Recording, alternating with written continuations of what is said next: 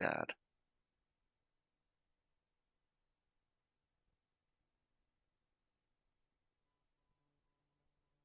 But like you saw that I have 40.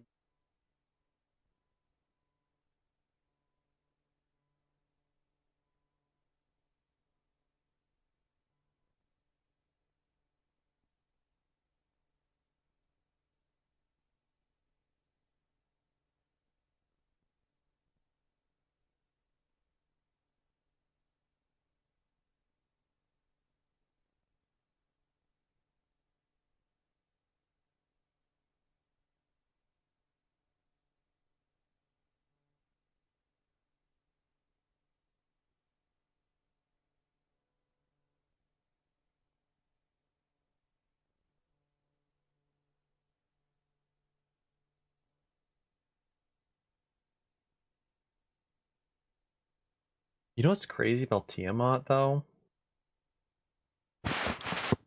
Is it's crazy how with Kama and like Ibuki, there's only like two ascensions, but with Tiamat, there's only one.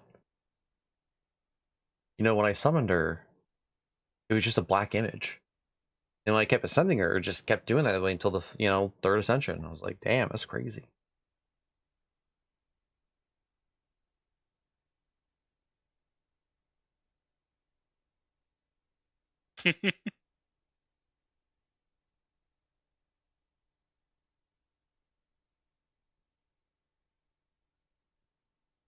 Breaking her heart.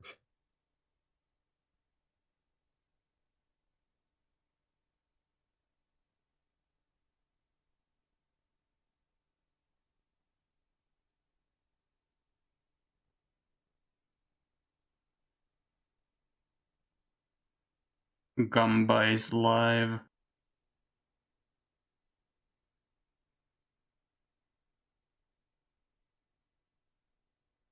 You're going for that MP10 Tiamat, right, Ed? I believe.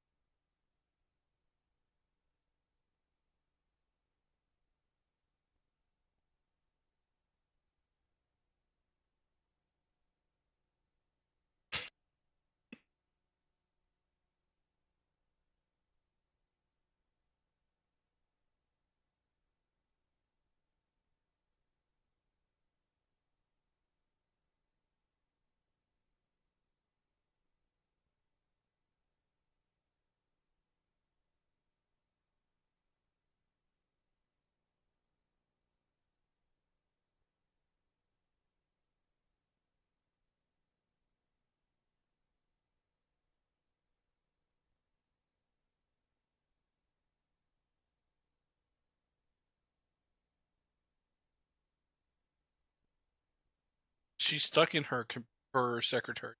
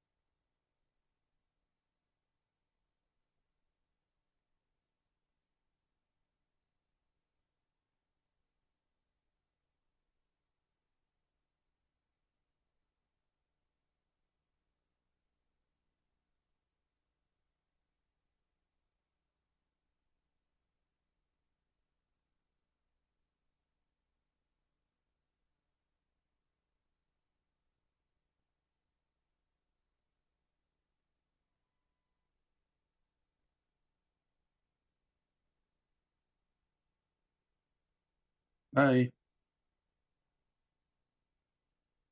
では前に出ます。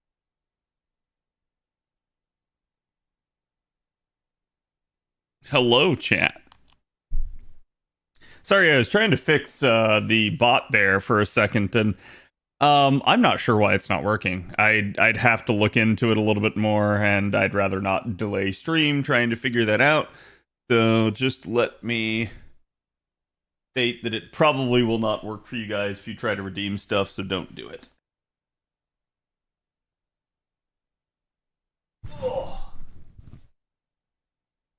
I did get the tweet out. Do me the favor, go give that some love.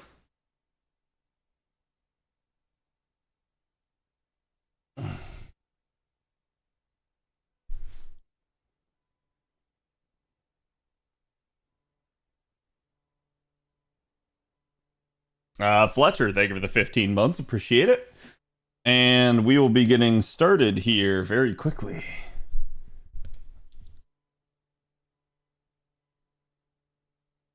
Counter hacking your redeems? I mean, can you blame her?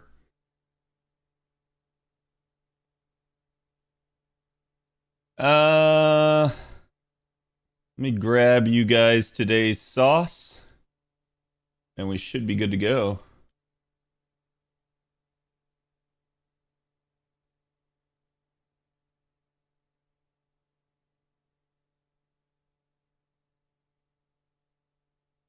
Yeah, if we have time, we can watch the Monster Hunter stuff later, because I never really got to, like, properly watch through it today. Okay. Let us get this party started.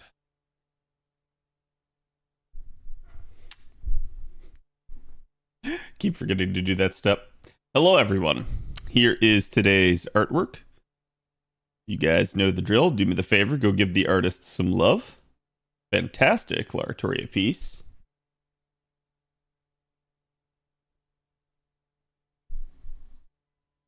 Okay.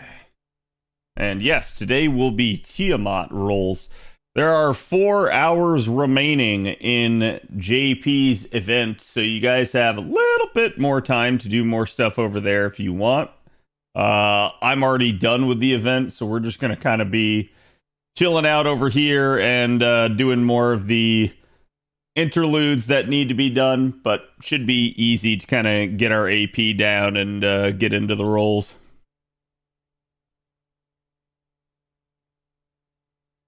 Double bomb on 300. Yes, how was everybody's rolls? I hope you guys did good.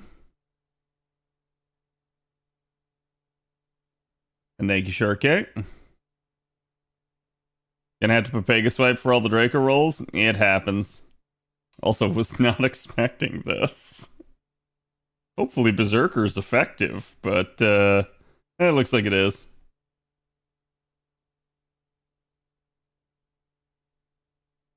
Gonna cheat there, pop some of that. Give her a little bit more arts up. Hopefully that'll get the job done, but probably not. Playing hard to get. It seemed like people are either just completely luck sacking or completely getting shafted with not much in between.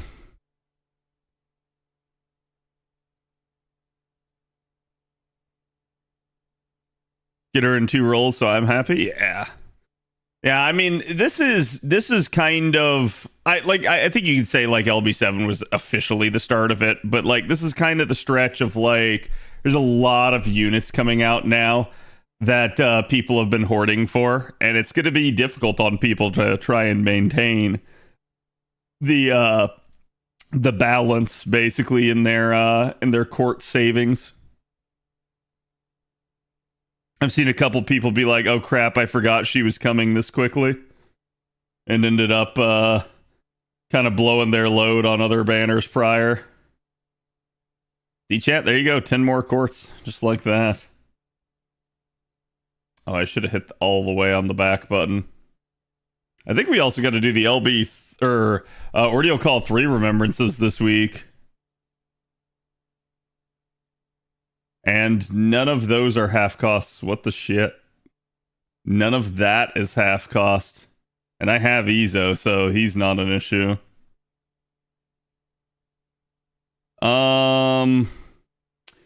Well, let's see. Is there a strengthening I wish to do? I should probably do she shows. Not a terrible one.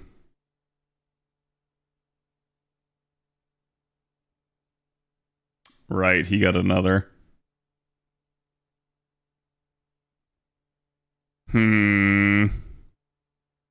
I think I'm gonna do she shows because she show has been one of the ones where I've been like, oh crap, I still don't have that unlocked a couple of times. We'll go ahead and run that through. Thankfully, strengthenings are always like 3x nodes. Shiro, they give her the 18. Appreciate it. Are you my mommy? Not unless your mother has a beard. And I'm like, you know, it's current year. Who am I to judge? But that's probably unlikely. Just saying.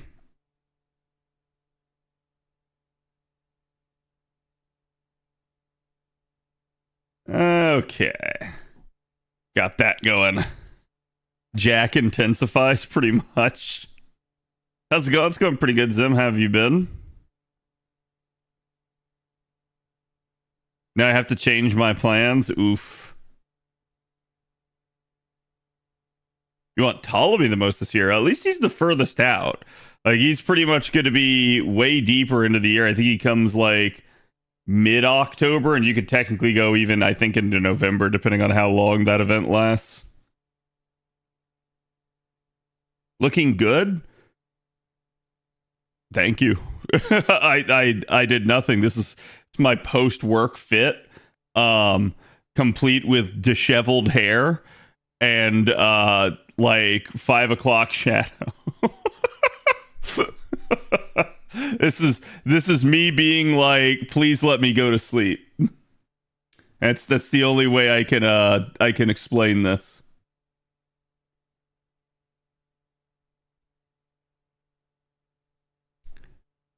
Are you gonna be going for just 2 copies tonight, Cad? Yeah, probably.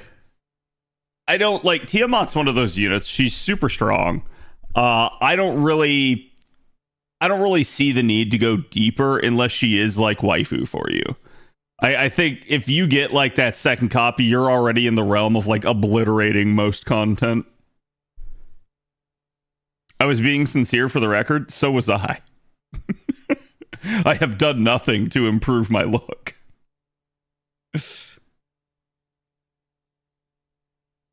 Mother's Day came early. I thought about making that the title, but I was like, I don't want to like freak someone out when they go like, wait, it's Mother's Day. Make them think, oh no. Send Cat a 24 pack of Dr. Pepper. That would be appreciated. MP1 costs too much. I'll wait on MP2. Oh, okay. No, I see what you're saying. Like, my brain was like, wait, huh? Like you're going after MP2. Also, what am I doing? Fingers. Come on. There we go. Good job, Fingers. You've got it. You can do it. I believe in you. I fear her too much to try MP2. Listen, I do understand that, and I'm going to say if you guys don't want to roll the second copy, it is fine to delay. NA still doesn't have the adjustment where we have pity on every single round, so it makes perfect sense to act that way, as opposed to, like, if we had it, there would really be no harm, no foul for just going ahead and like, pulling the trigger and going for the second copy. But until we get that actual adjustment, it kind of makes sense to play it a little bit cautious. Anti-beast depend skill.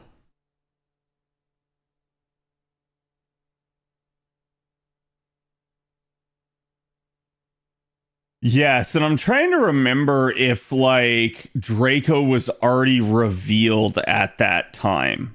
I think like she was, because we knew she was Beast from Arcade, and the only thing was like speculation that she might come in as a different class. But if I remember correctly, I think they confirmed it in like the original like live stream or something.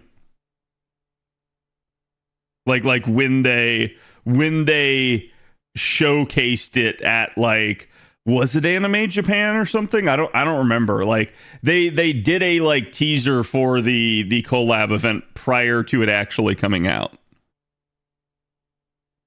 So I think we knew back then that Draco was going to be a beast.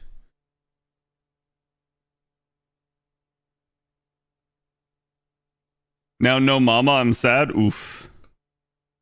You could try to live vicariously through me at least, but yeah, it's always bad when you don't get her after trying to save up.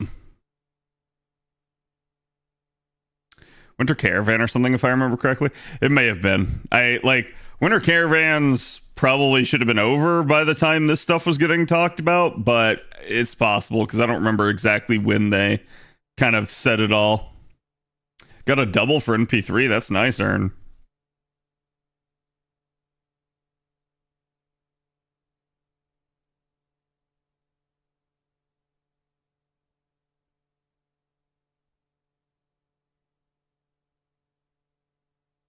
Still have 1500 for Draco and Zertoria. Nice. Yeah, I mean, that'll guarantee you at least one of those two. And if you keep saving, pretty much by the time you get to the other one, you'll have enough. If your goal is just NP1 of each.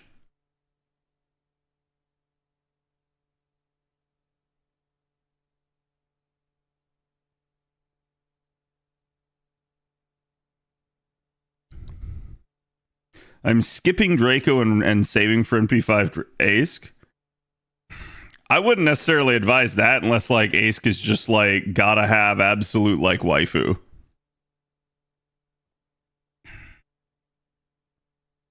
It was actually Anime Japan. Okay, so my instinct was kind of right. I couldn't remember, but that's the thing. I think that was, unfortunately for better or worse, I think that was the last good Anime Japan that we had. Like, historically, they've done a lot of good announcing at Anime Japan. These past 2 years have been kind of nothing burgers, and they really need to stop doing that. Like I said, it's not about me sitting here being like, how dare they not announce something? It's more about like, it's kind of bad when they hype up that they're going to an event and having a panel at it, and then they don't do much of anything at it. Because at that point, people paid for it. People went out of their way to go to the panel and stuff. So it's like you're not really giving them any reward for doing so. Like, to me, it's kind of a bad look on them.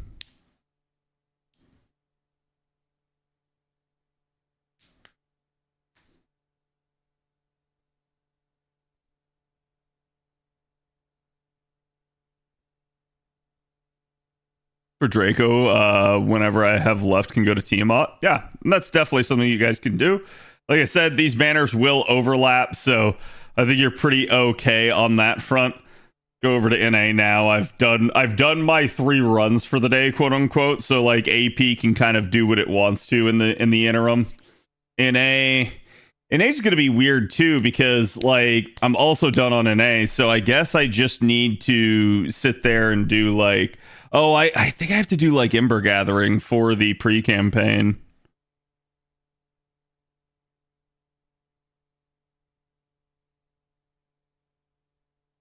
Let me double check here. Yep, clear any Ember Gathering 6 times.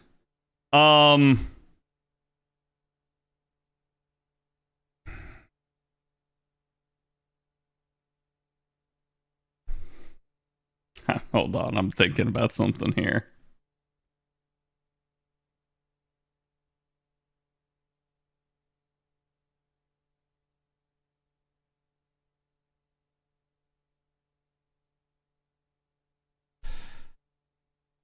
Let me throw these in. Pulled my trigger, now he's dead. Mama, Life had just begun and thrown it all away. Mama, ooh, didn't mean to make you cry. I'm not back again this time tomorrow. Carry on, carry on.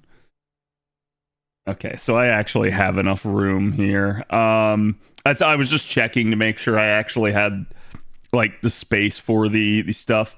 Looks like we have all Ember gatherings too. That's great. My current project is Berserker.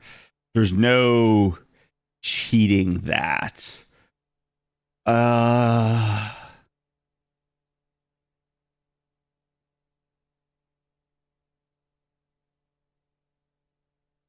So it's hold on. We got 2 extra classes here. I'm not gonna have to level anybody for Evocation Festival.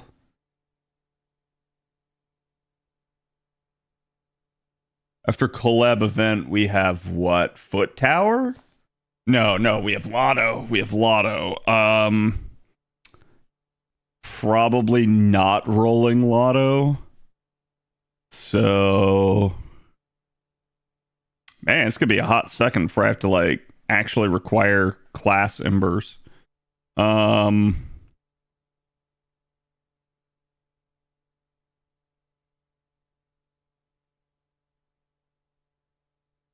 our deal calls the thing.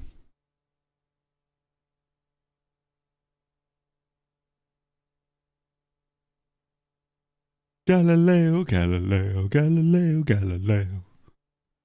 Magnifico. He's just a poor boy from a poor family. Spare him his life from this monstrosity. I'm sitting here thinking, and I think like the issue with this is going to be the fact that I like a lot of this is up in the air. So I'm going to play it safe, chat, and I'm going to farm something that I know I will eventually need one way or the other. Writers. I know that seems weird, but it is the way it's going to be. What's up, Sebby?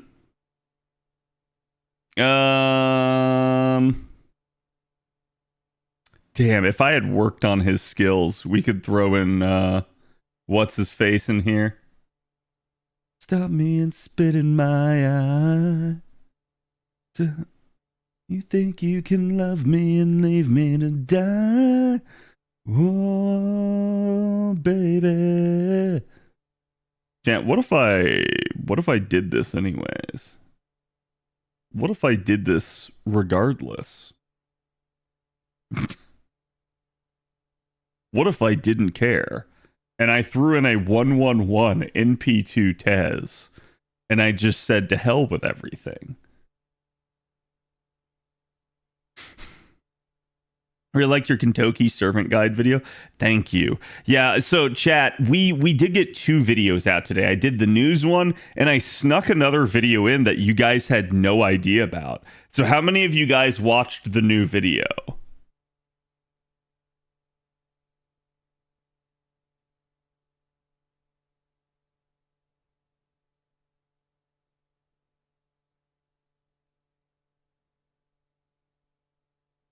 Didn't know it was a thing, to be honest. SMH.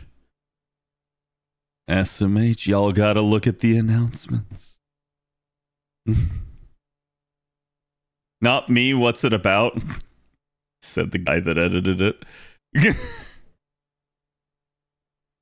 Liked it even, thank you. Yeah, just let me know what you guys think on the new one. Not the news one, on the one that I didn't talk about, because that was recorded off stream, so nobody got to see it ahead of time. That was a conscientious choice, and like I said, we had talked about this. I had been circling the wagons a little bit, seeing what we could kind of do to help out the quality on the channel, because I think for better or worse, that is probably one of the biggest issues.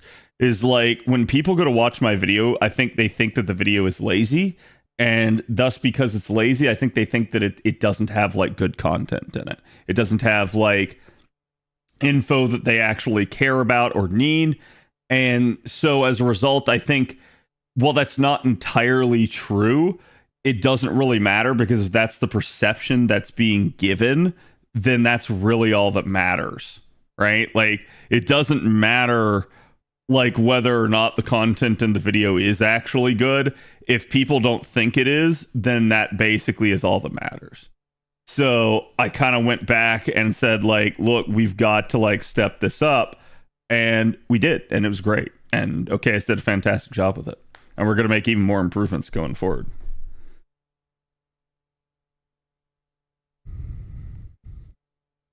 You should rename Cranking to First Day of Filming. No. Don't get me wrong, I get it, right? But no. It's such a stupid name. I don't really see anybody calling it that unless they just don't know, right? Like, so all the like veterans in the community are going to call it Cranking and going to continue to call it Cranking.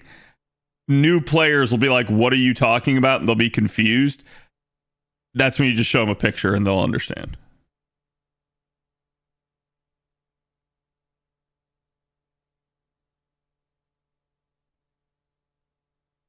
Gonna go ahead and swap that right there.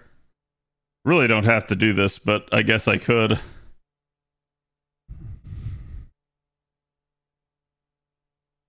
Video is great. I really like it. We need more. Yeah. I like, so far I've only gotten compliments on the video. I think I have a hater out there too, because like I want to say like within the first 100 views, somebody had already like disliked the video. And like it really doesn't matter. But I noticed it and I was like, damn, I was like, did they even watch the video type deal? So I just assume at that point, because there's usually always like 1 or 2 people that dislike every one of my videos. And it's like, it doesn't bother me to an extent. Obviously, if like there's a inordinate amount of dislikes, I'd pay attention to it. I'd be like, okay, why are people disliking it? Like, let me go read the comments. Let me see what people are saying. Clearly there's something here. But that's never happened on like any of my videos. I think I've only had like 1 or 2 videos across all of time where I had a higher than average dislike on it. And when I say higher than average, chat, it means like instead of having like 2 to 3 people dislike my video out of the hundreds that watch it, it's like, oh man, I had like 15 people dislike this. And like each one of those where it happened, I understand why it was disliked. So it's like, it wasn't I was doing something like crazy bad or anything like that, but people were basically disliking it because they didn't agree with the opinion. So it's like, that's fine. I understand that.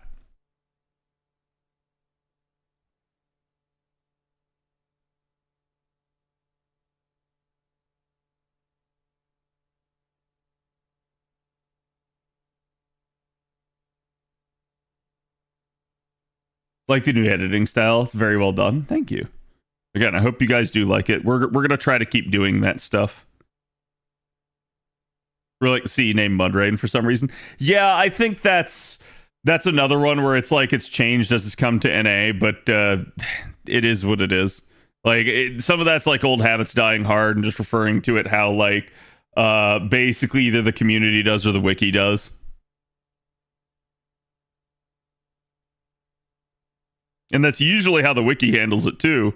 The wiki will still retain whatever its original name was, and then put in a like a nickname for something that is also like will show up in the searches, or vice versa. They'll swap the name and then put the old name in the nickname, so that either way you still find what you're searching for.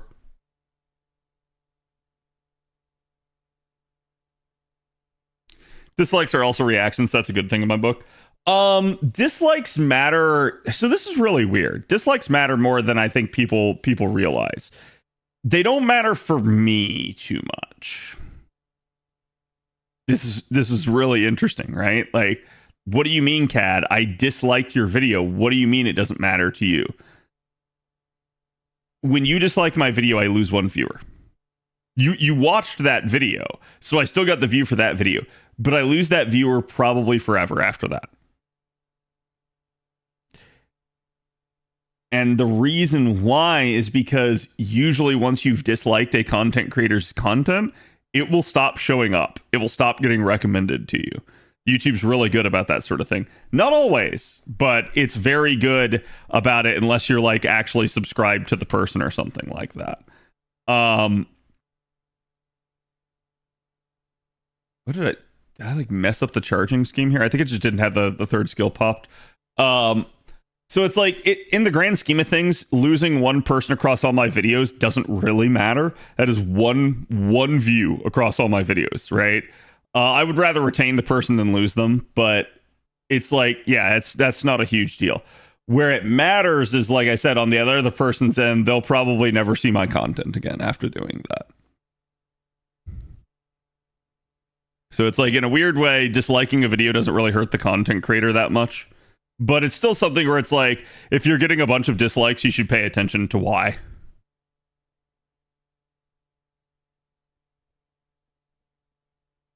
It surprised me your videos are already very easy to understand and you made them even more complimentary. I think most people...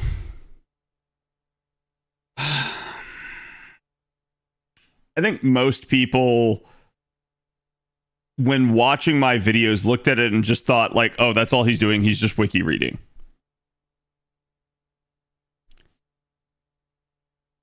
Guilty.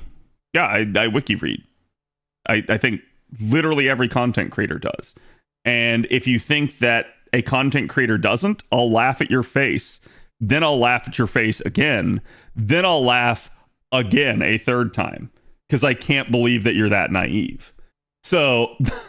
it's a thing, right? No content creator has everything memorized all up in here. We all go resort back to the database in some way, shape, or form. Okay? Now, chat, to me, what is the difference between the wiki and something like Atlas? Nothing. It's really no fucking difference. Okay? Unlike probably most people, though, that go and read the wiki, I understand what the numbers mean.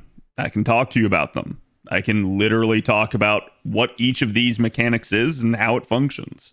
So it's like, yes, I'm reading off the wiki for your sake, not for mine. Like, it's there, but I can go read the nitty gritty detail if I have to, and it will not make me skip a beat. I understand fluently how the game works. So, unfortunately, for better or worse, I think that is something that, like, across time in the community does get confused. I think people, especially in FGO, are used to this like idea of content creators not knowing what they're talking about, just reading off the wiki and just kind of spouting nonsense, as opposed to content creators actually understanding the way that the mechanics work and actually being able to talk fluently about them. So it's like, I can look at a number and I can tell you whether or not that number is good or bad, rather than just being like, I think that number is probably okay. Like kind of just stumbling around and like trying to like backdoor my way into what the actual truth is. So I think that just is what it is. But I think that's just a problem that the community's had over time. And I need to do the best that I can to try and shake that. If people actually feel like that's all I am as a wiki reader, then I will try my best to get off of that.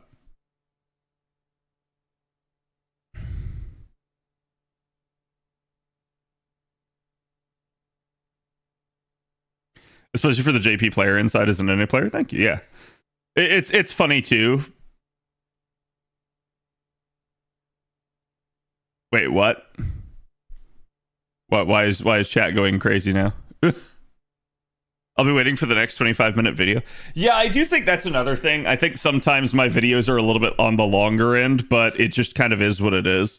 I think that's something that I can address. I can deal with that.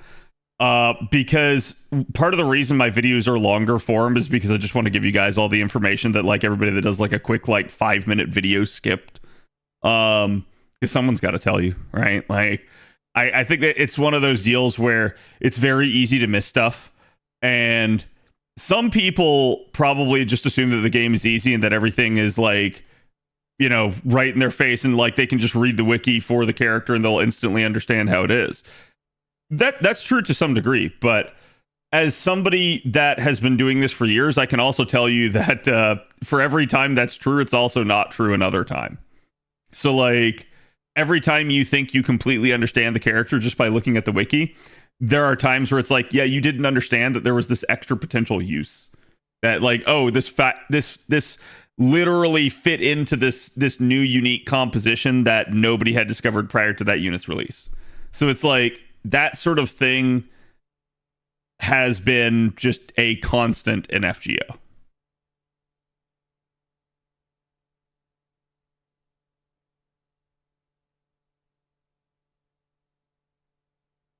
My favorite thing with your unit vids is CE recommendations and why they matter. So there's a couple of them that I haven't recommended craft essences for over the years, and I hate it because every single time I forget to. So for instance, with the Kentucky vid, I almost forgot to do it.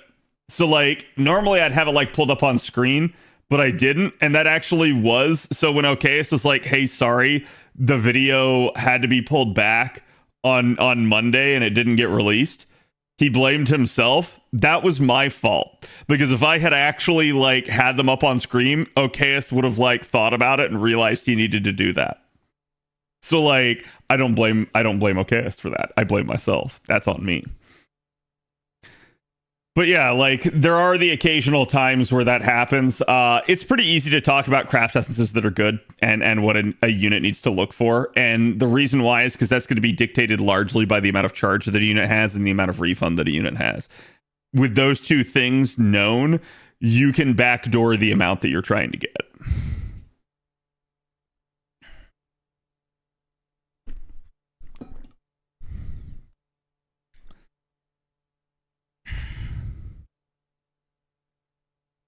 What C's are recommended for Rider Kentucky? Go watch the video. Nice try. Your new player guide is also really good. I would have had a rough start if I didn't read it. Yeah, I need to like I've had people ask me, am I going to update it? And I'm like, I got to find the time, but the whole reason I'm not committing to updating it right now is because chat, I'm in the middle of tax season and that is not happening right now. So I don't want to be like, oh yeah, I'm going to update it. And then like, y'all will be like, it's been months. Why hasn't he updated it? So it's just one of those deals where it's like, I'll let you guys know when I actually do, but I do have some potential plans for that in the future. I just don't want to like immediately feed you guys a lie, right? She Monster Hunter Wild's content update video released today. I got a TLDR from Bob, and I saw a couple snippets on Twitter. So if we have time after the rolls, I'll take you guys through it, and we can watch it.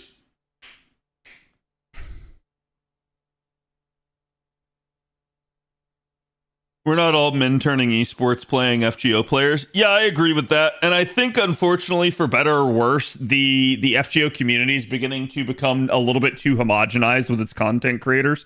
This is due to the fact of the age of the game, due to the fact that content creators have left the game, and due to the frankly hostile atmosphere that the company running the game has towards content creators.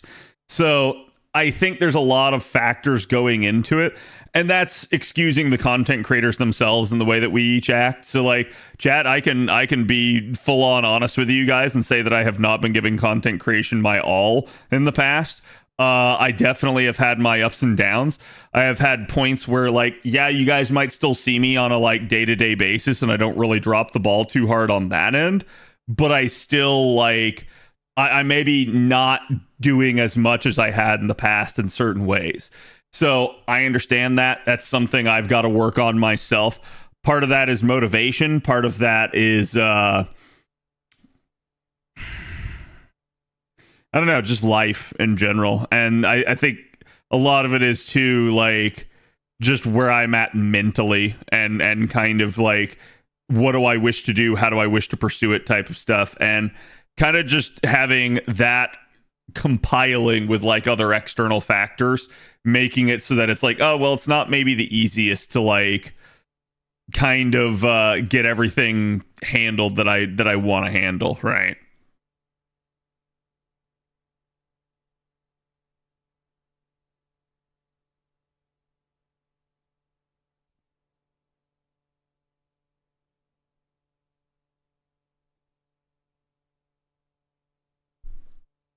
I'll DM you the showcase and just the title update video for whichever. Okay, sure.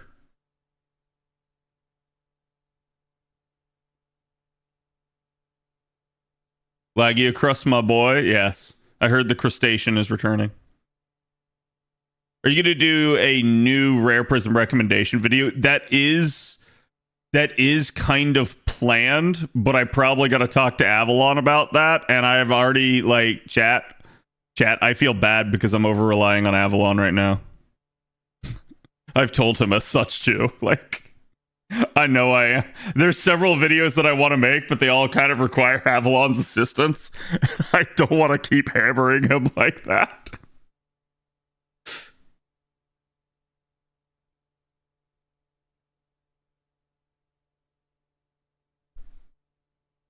It might be better for you to wait anyways, because it might be better to drop that closer to anniversary when potentially new players might be showing up. Yeah, I think that's a good idea as well. It's just like the weird part, and I'm gonna be honest with you guys, like, we are in an actual content drought for FGO at the moment. Like, hey, we finally got Tiamat. Whoopee! What am I gonna do tomorrow? I don't know. This is kind of the problem that we're having right now. Is like there's not really a lot going on, and the devs are remaining pretty tight-lipped. So you got to understand too. This is also like, I can talk about Anime Japan and all of that crap, but for me personally, as a content creator, Anime Japan was a huge fucking bust. Like, usually as a content creator, you're sitting there and you're like, okay, this thing happened, this like news event occurred. What do I want to do with it? Like how do I want to create content from it? But when there is no news, it becomes more difficult to actually try to do content.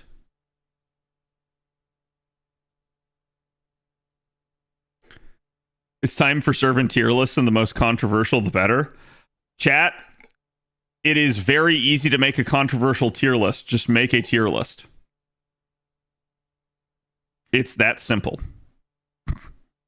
Even I'll give you an example of this. Some of the prior tier lists that I've made, as you guys know, are not really actually tier lists, and people still get angry that they're not actually tier lists. So even not making an actual tier list is a controversial tier list.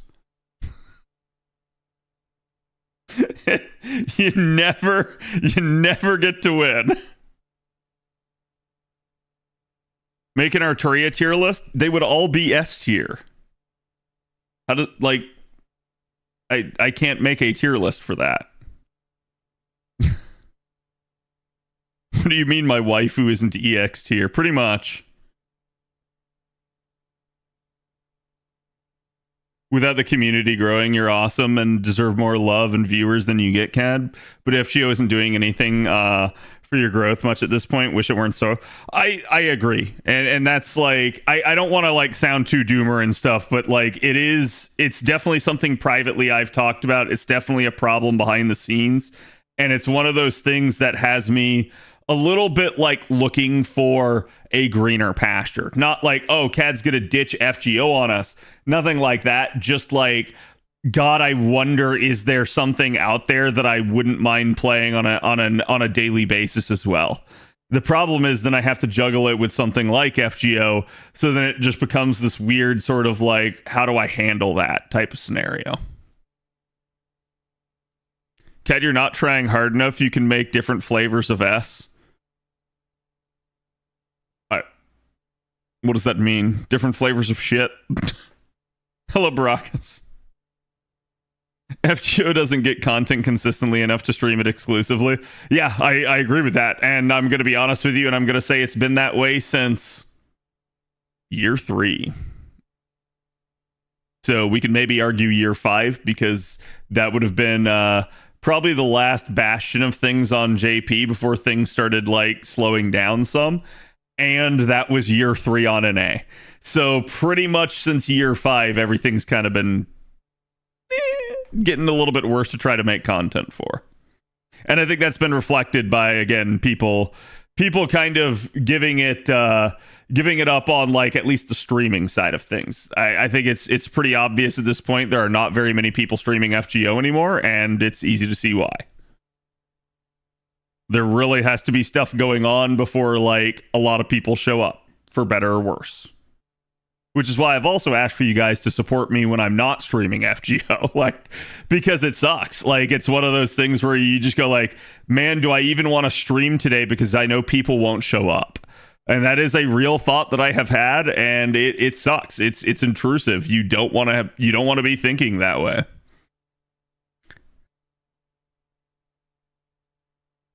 They would still all be S. Okay.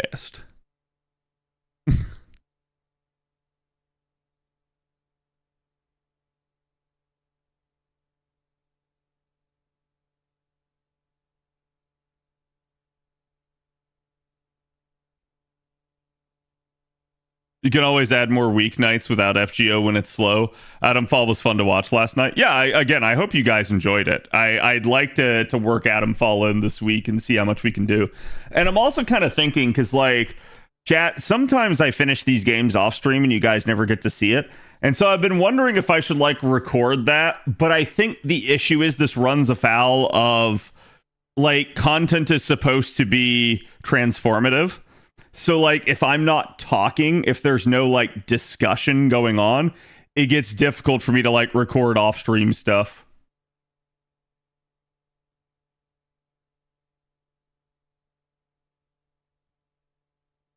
Adolfo and Agent, thank you guys for the subs. Appreciate it. Hope you guys are having a good one. Have I finished 3 houses? I've not. Are you kidding me? Does anyone ever actually finish 3 houses? Like, all 3 routes? Actually, isn't there a 4th route? I, like... that shit's long! Atomfall looks sick is on my wish list now. Nice. Glad to hear people are liking it. Yeah, it's still in pay for early access, but I think it comes out of that on the 27th. So, like, literally Thursday, I think.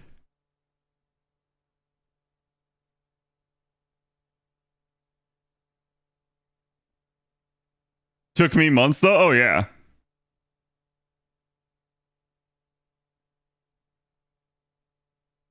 You made me happy the day or so you played Dave the Diver. I know, like, that's...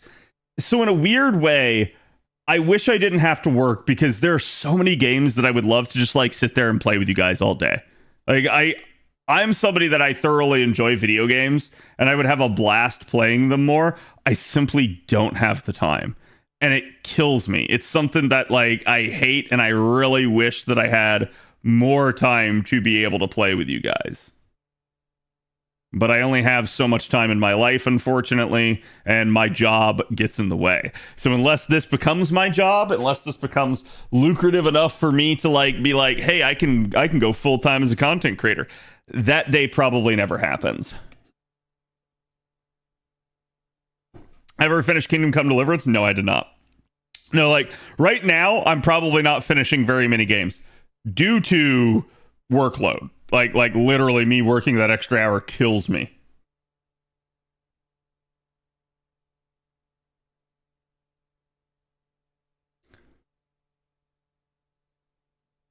Yeah, I agree with that, Galactic. I think they're taking a lot longer. Okay. Chat. We're going beast mode for Tiamat here. We're probably only gonna go for like NP2 of her. I've talked about this before, but I do like Tiamat. I think she's a really strong unit, but she's not like mega waifu for me. Don't get me wrong. Third form, pretty nice. But what I'm trying to say is she's not a saber face. So rolling NP5 of her, I don't know that I necessarily have to, and she is so strong, I think I realistically can get away with NP2 of her for just about everything. So it is what it is. So we're going to go ahead and start. Don't let the courts bother you. We will roll more if necessary. So here's the paidless single here. Mr. Maestro, thank you for the resub. Appreciate it. Big 7-0. Chat, can we get some love for the 70 months out of Maestro? That is a long time. As coming up on 6 years. Okay, we got 21 tickets, so we'll roll 20 of them.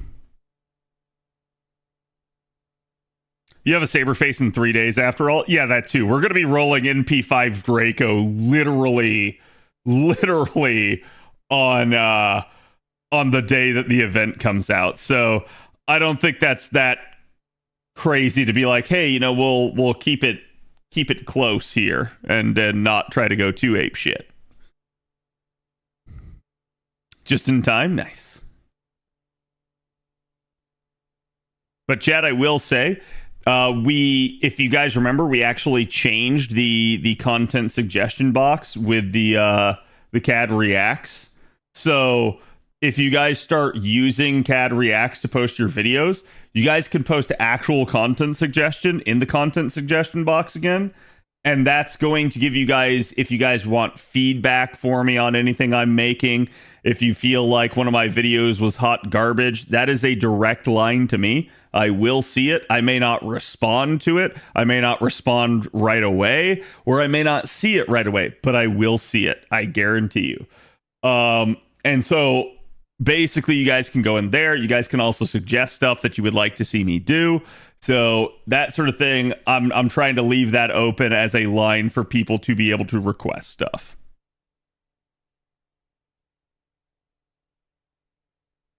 Yeah, we literally have the live stream Thursday evening. So Draco should be like midnight Thursday going into Friday. Especially with my last MP5 rolls. Yeah, Gotcha's not been too kind to me lately. I'm going to hope that these rolls are different. It's been a long time, eh? It has been a long time. And the paltry sum I risked on Summer Martha banner, that's all good. And again, I hope everybody in chat was lucky. If you weren't, my condolences. But yeah, we got Draco. We got the collab event coming in hot. JP is still very much up in the air. I was talking about this the other day. I may even make another video on it, but I don't think we're necessarily getting a collab event here on JP.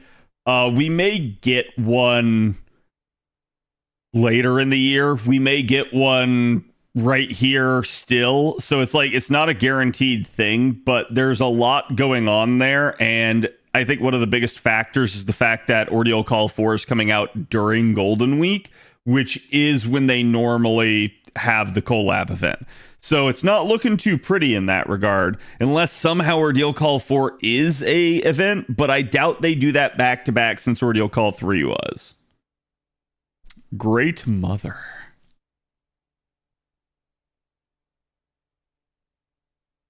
Should get at least the spring new Master campaign this week too. Yeah. Anime opening quiz would be cool. I suck at those. I don't know why. It's really funny because there's so many openings I do know, but ask me to name them or ask me to like be like, hey, which anime is this from the top of your head? I'd be like, like, honestly, some of them I know even just through osmosis, thanks to like stream chat and people requesting it.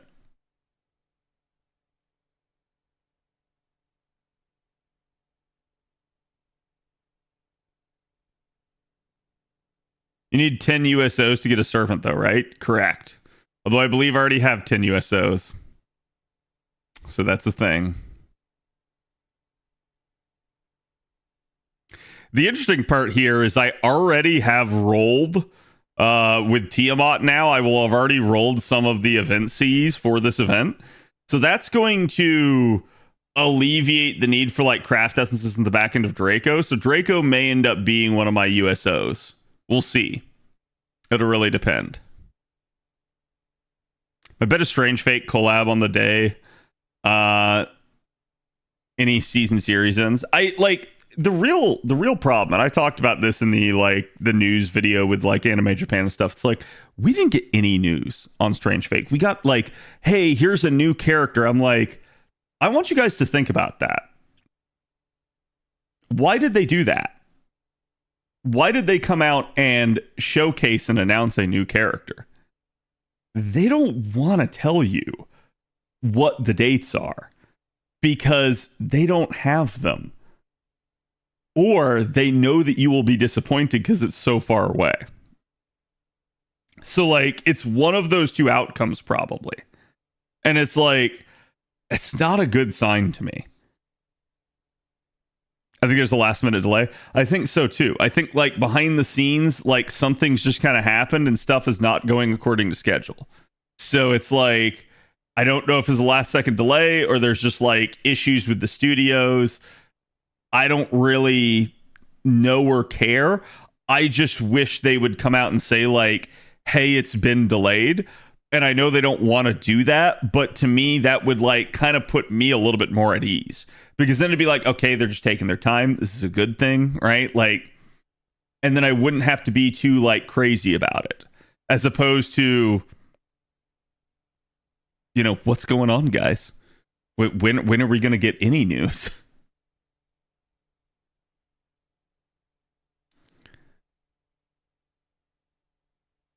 Strange Fake is the only anime that comes out once a season.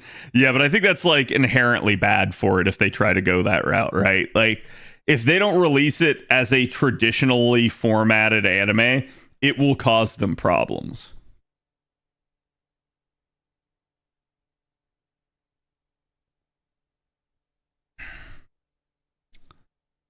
They did allegedly just move into their new offices. Yeah, which could be a thing then, right? Like, I would be really curious though. I wish like one of the anime sleuthers, like one of the people that like really like follow all the news for the studios and stuff, would actually get on that and be like, hey, what's going on with Strange Fake?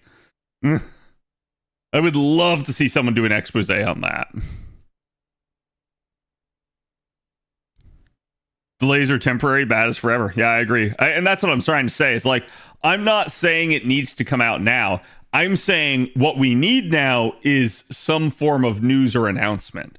Like, you've been radio silent, and this is looking pretty damning now. So it's like, you've got to come out. You've got to try to say something as to like, hey, this is what the status of this is. This is why we're not ready to give you the info.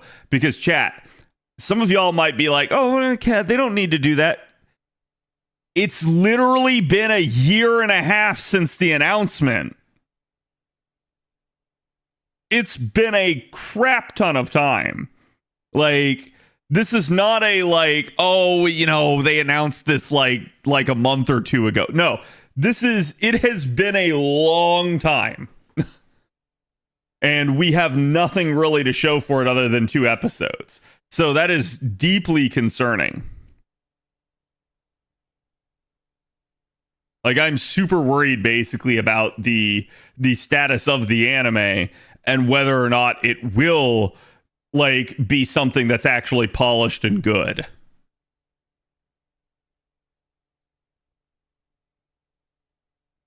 Reminds me about the Metroid Prime 4 fiasco. Yeah, and that one, it's like they had to like fire the entire studio, like twice, I think, and switch. So, and to a degree, like between this and between Fate Extra, it's the same thing. Yeah, by the way, did we ever get confirmation that the extra remake stuff was real? Because I heard somebody else claiming that it wasn't.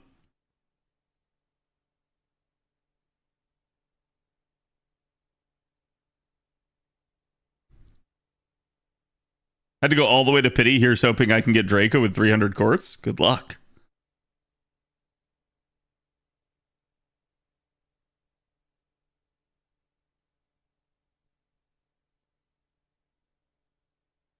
We're also busy on other projects. One of them was Freyren. That's fine, right? Like, but it's not an excuse. Like, you don't get to announce a project and then delay it indefinitely and not say anything, right?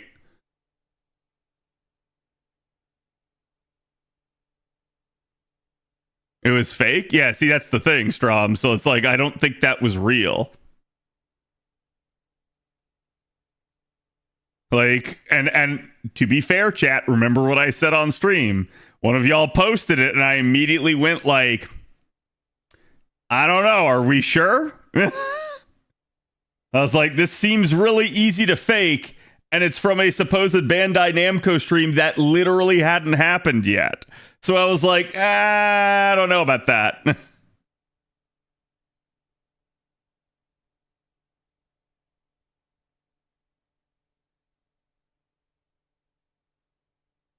Mihoyo 2 still MIA with Red Garden. Yep.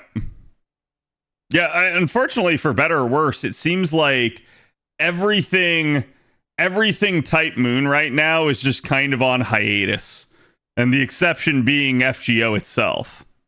So, I'm sure other Type Moon fans are going to be like, oh, it's FGO that's the problem. And I'm like, I mean, maybe it is. We don't know. But I can look at all of this and say that it's like, it's not that there aren't the people for these projects. So something tells me that, like, instead it's that what you probably have a Bethesda situation where Todd Howard has to do everything, right? Like, he has to oversee everything, has to lay eyes on everything. It's probably very much the same way with Type Moon, with Nasu at this point. I think Nasu has to have his eyes on everything. He can't delegate really to anybody else. And so at the end of the day, even if he has other people do work for him, he has to oversee the final product, the finished thing, and has to, like, give them pointers along the way. So I think he's basically stuck in micromanagement hell, and he's not able to actually get the projects out. But that's just, me guessing. I don't know. I just assume that to be the case based off what we know about Nasu.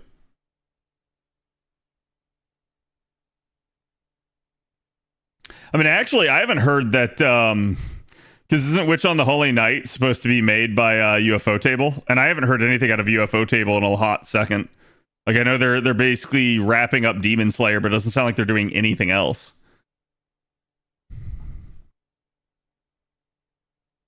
For White Day CEs in the shop, is there one that you recommend redeeming?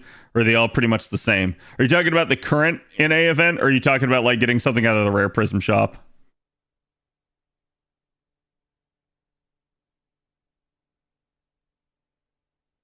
Communication's been awful. Oh yeah, 100%. Like that's what I'm trying to say is, like, they've got to say something at this point because it's been a year and a half. I think, like, there's a point where it's like, okay, it's fine to be patient, but they're like, we're kind of just getting milked at this point, and it looks really, really bad for the sake of the project in the future. Right. Sup, my homies.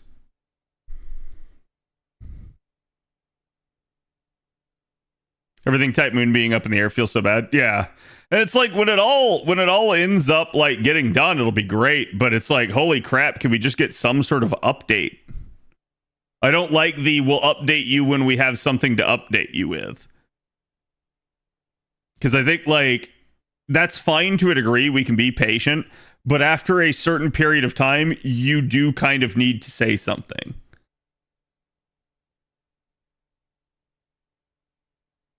Yeah, Charlie's the one that I got. Because I think that's the defense ignore one. Basically the 5-star. Viva la homies, yes. Just give me something. Right, like I said, I think they're super worried that everyone's going to react negatively if they say something. Whereas I'm like, no, the silence is worse at this point. You would be better at this point to say something and give everybody that peace of mind. Be like, hey, yes, it's still getting worked on. An example of this is, chat, how frothing at the mouth were people about the Extra remake until finally the devs came out and said, yes, it is on track. It like, everything is proceeding exactly as like we intended, and we'll update you when we have more. Like, that is literally all they have to come out and say. Because that is a, like, hey, fandom, we understand. We haven't talked with you in a while. Berserker. Hi, Beowulf. Okay.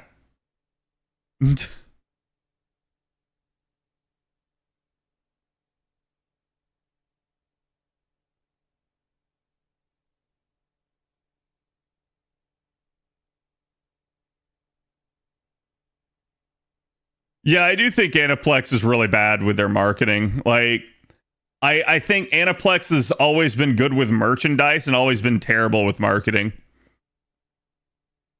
I've never seen it as their strong point, unfortunately.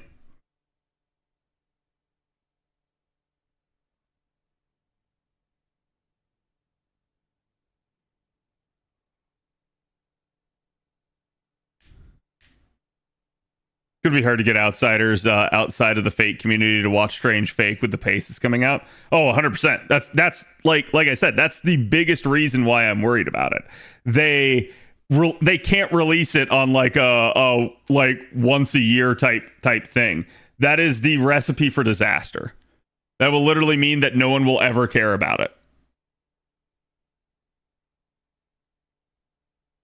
And it will kind of just fade into irrelevance if they keep doing it that way.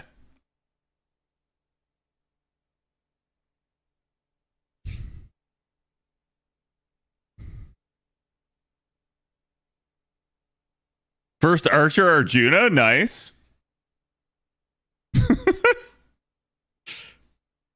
Even as Fate fans were concerned about it. No, I like you say, even as Fate fans, I think it's because we're Fate fans that we are, right? Like, I think if you're not a Fate fan, you don't give two shits about it. And until they actually like present a like fully released anime, no one will give two shits about it. Like so expecting anyone else to is kind of, it is what it is. Ah, the Cersei. Is that the sign that Avalon's here? Nope, still no Avalon.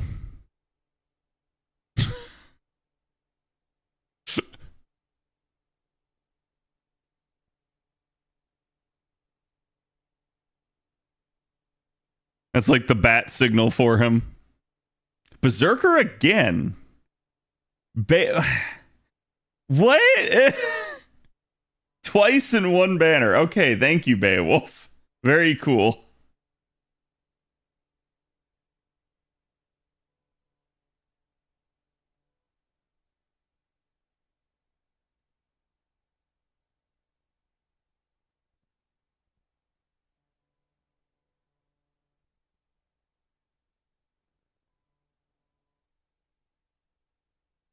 Beowapens, I guess.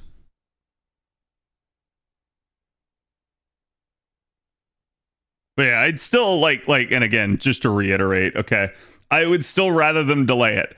I would rather them take 3 more years to do Strange Fake than to release it the way they have been releasing it. I know that sounds crazy, but it's the truth. Somebody, and it's really funny, right? Because I'm consistent with this. Somebody years ago, back before the very first part for Final Fantasy VII Remake came out, someone asked me, Cad, what would you rather them, instead of releasing it in parts, would you rather them just delay like 10 years and release it all at once? And my response was yes. Yes, I would. I would absolutely rather them do it that way. That way you have a coherent game instead of it being butchered into parts and them kind of like phoning it in on certain things and not like really trying, and then also them trying to like commercialize the crap out of each individual part and trying to like sell you for way more. Cad became the yes meme, exactly. Beowulf heard there'd be a dragon here tonight. I don't know about a dragon, but certainly a beast.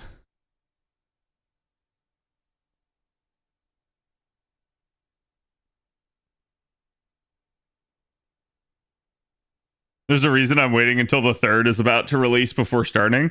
I don't really blame you. GTA 6 at this point? Yeah, pretty much. And like, even with GTA 6, chat, ask me if I would rather have GTA 6 this year or have it all simultaneously released on PC the following year. Go ahead, I dare you.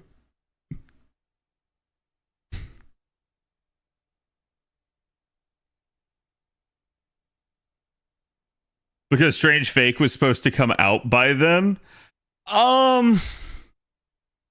That's an interesting idea.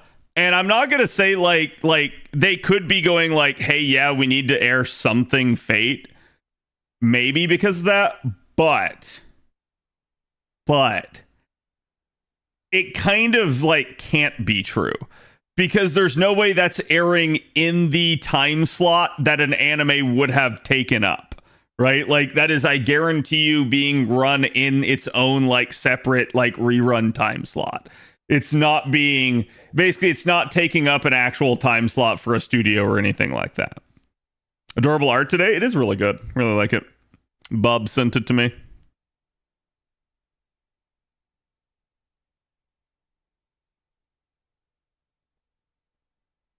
Been a long time since my luck was like that. Nice, Kimba.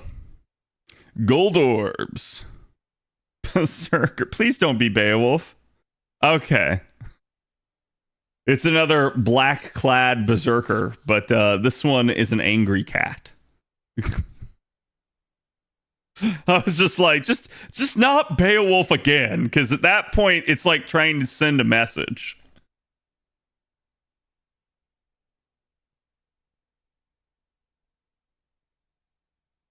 Two has done well for me on JP. Yeah, like that's been my experience as well.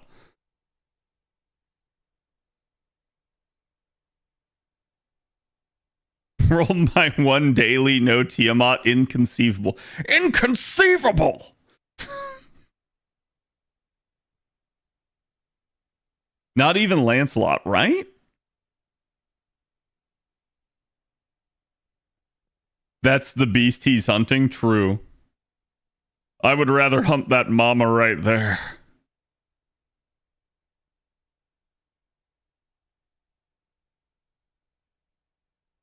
So far, none. Strange Fake is being released like it's an OVA. We can say that, right? But we only have like 2 episodes. I actually think it's just like it probably is the fact that like the studio was busy with other crap. And so then they probably got pressured by Type Moon to be like, look, at least give us something. And they're like, fine, we'll get you 1 episode, right? That's all we can commit to. So I suspect that's the story behind the scenes.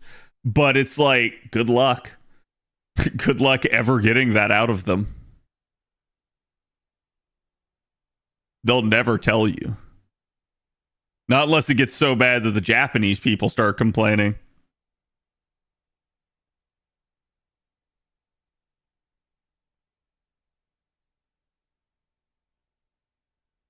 What if they show the next FGO event from an ad during a Babylonian anime showing? If they do that, then I'm going to declare Anime Japan officially dead and nobody should ever watch it in the future. Because that'd be twice in a row they hyped up Anime Japan and the announcement would have instead come from something that happened and aired afterwards. Not a good precedent for them to set. Did finally get Proto-Arthur. Well, he's not meta. I really like him. Proto-Arthur's another one. He really just needs that NP interlude, and if he ever gets it, he's going to be doing fine.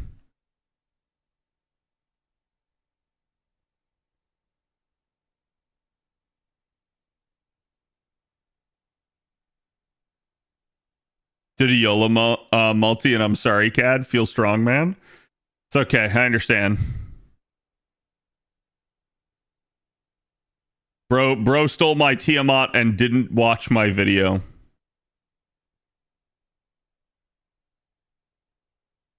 I don't even know why I expected anything better. Oh, gold alter ego. Hello. I was gonna say, the second you see alter ego on this banner, you know you have her pretty much, so. There is copy numero uno. So chat, how much quartz was that? It shouldn't have been that much. Yeah, under 300.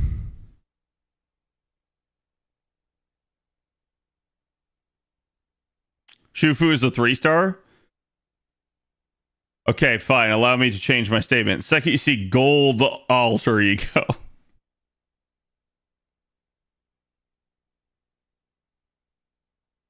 Turn it on for her. Okasan.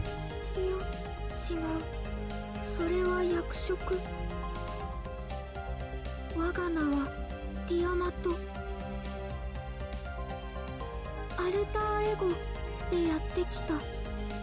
驚いたか、人類。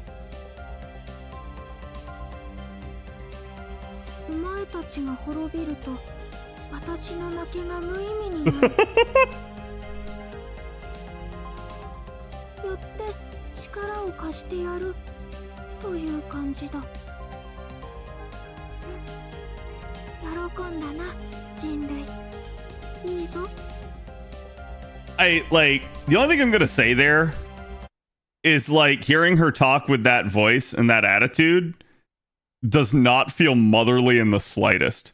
So like that's just kind of one of the casualties I feel like of like you've summoned her in like her base form as opposed to like her in a like higher form or something like that.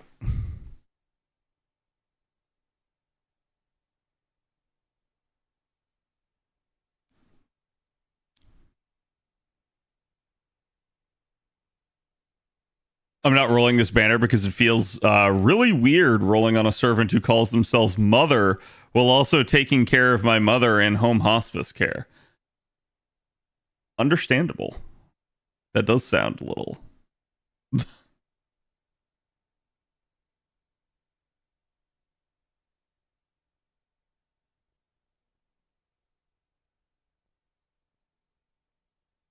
Never would have guessed it's Mau Mau's VA. Wait, really?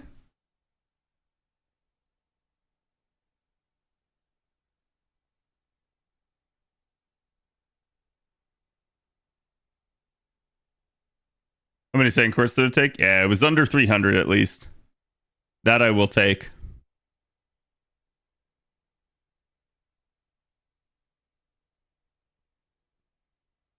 Yeah, it's Aoyuki. It's y'all should know her at this point. Gold orbs again.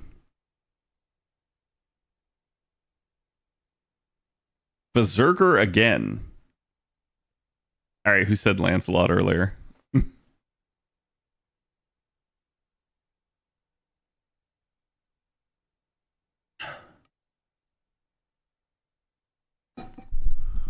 Ah! There you go.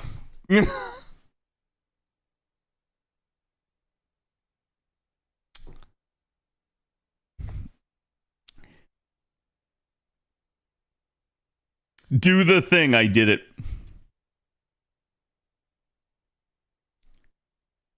You should hear her when she's shooting.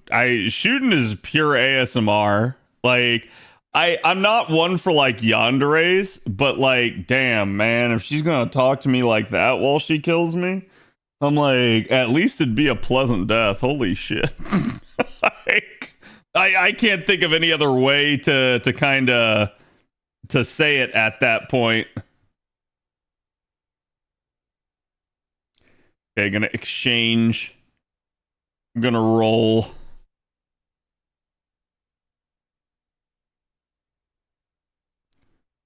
We need an outfit for Lancelot. That's one of those old-fashioned deep-sea divers. Wait, which one though? Zerkalot or the other one?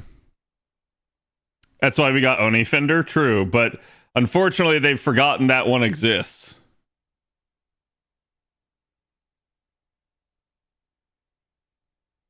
I want a new Okita servant. I want a Gouda Gouda. Nikitich. Oh, best cat girl? Okay.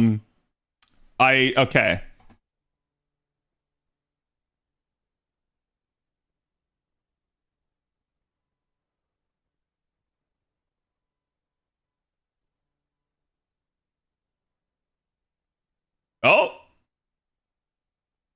That easy. Holy hell.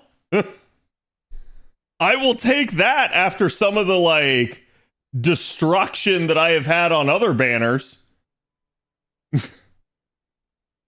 That is a cat didn't even have to buy a pack. Let's go. Streamer luck, yeah, for once. I will take it. You suffered enough earlier within the year. Yeah, I'm pretty sure I've already hit quota for the year.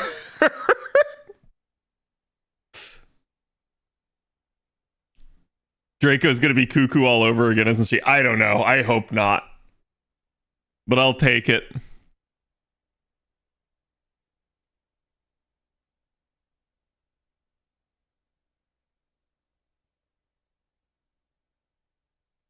Still have to buy one for Draco, unless I get 5 in 1 multi.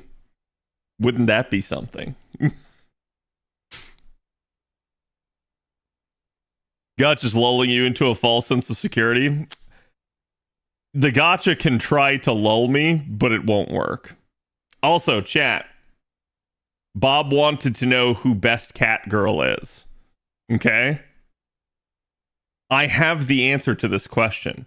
Beyond a shadow of a doubt. Best Cat Girl, right here.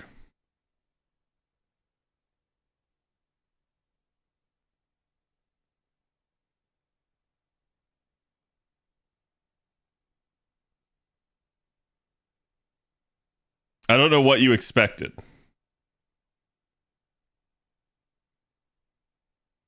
Biased take, but fair. Oh, it's absolutely biased, chat. But when you ask me my opinion, you're going to get a biased answer. Why hasn't Lasagna given it to us yet? I have no idea. No idea. But yeah, my God. Man, that made the conversion instead of buying a pack so worth. I will absolutely take that. Chat, you have no idea how ecstatic I am to not have to spend money. I will have to spend money later, but spending money on 1 unit as opposed to spending money on 2 units just makes me feel better.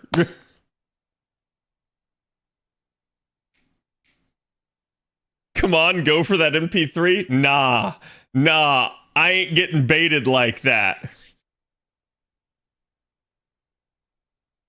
I just don't have the mental capacity right now to do CQs anything more than basic farming.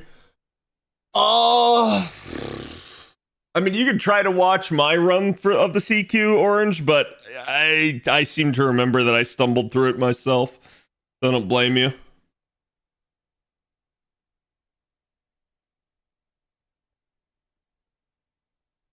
You gave me some luck. I just got MP2 to thank you for that. No, it's just what finally happened was I finally called Jay out for being the asshole that he was being. And then my luck turned around right after that. Stealing my Tiamat, not watching my video. The taxman has been doing you dirty, huh? I mean, listen, chat. Like, taxman's been doing me dirty for the past 3 months. Like, chat. We're at the end of March. We're at the end of March. I have been doing this since January 15th.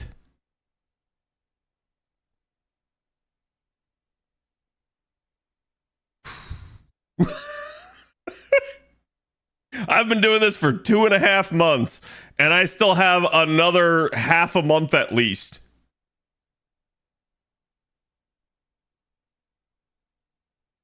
Which Jay the collective needs to know? 368 consecutive streams of being an asshole. Thank you, Jay. I appreciate your sacrifice.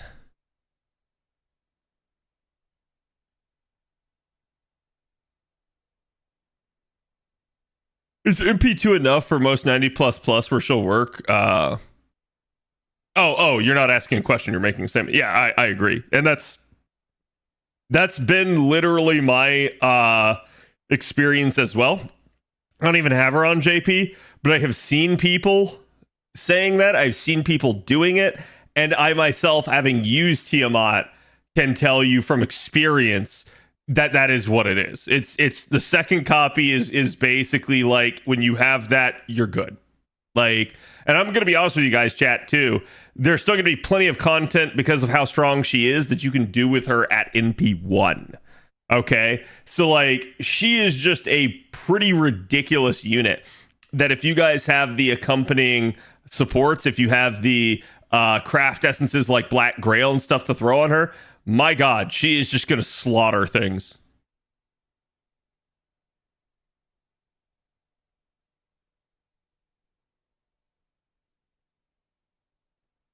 Can she work at NP1? Yeah, she can still work at NP1.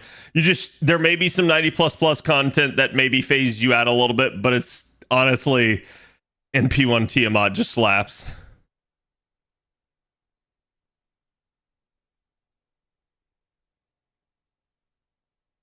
Riverdoer charging a pin in your Gucci. Yep. Yeah, that's the other thing. Getting that second copy makes getting that append done really, really a quick and easy thing. All right, chat, let us go and tend to the Tiamom. What am I doing here? Hold on. That's also nice. I'm not going to have, like, inventory hell either.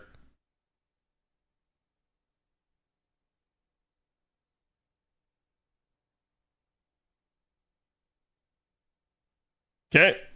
Namodaranki.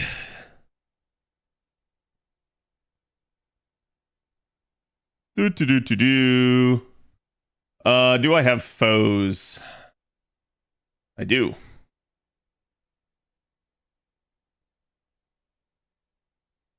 Right. My foe situation's still a little weird on NA. So give me 1 second, chat. Let me make sure I don't have any additional MP levels that I need to secure here. I shouldn't. Okay.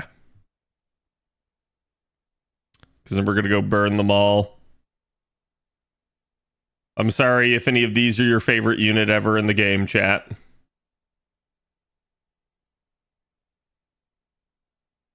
Am I really up to that many rare prisms? Holy crap.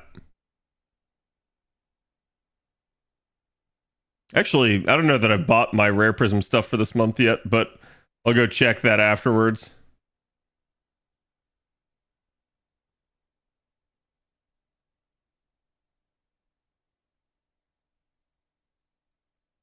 I literally got her in one and done scenario. As long as she's good at MP1, I'm cool. Oh, absolutely.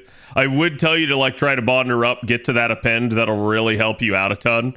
But she is definitely usable even at MP1. Her with MLB Black Grail Zoof. Yeah, and I say that as somebody that doesn't have MLB Black Grail on JP, okay? It's like... God damn, man.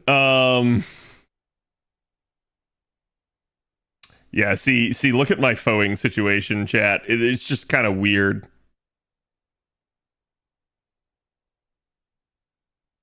Let's switch that and actually...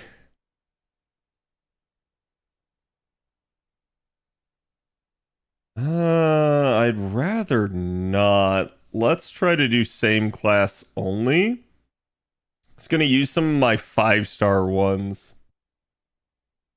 Oh, we got a lucky proc there already right off the bat. Get her immediately into Ascension 2.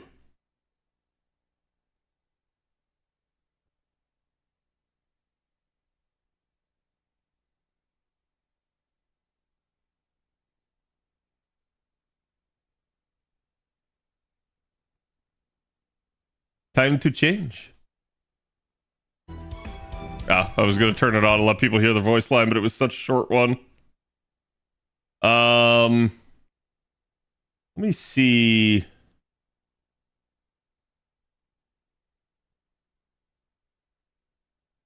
I really don't want to use the Berserker Embers.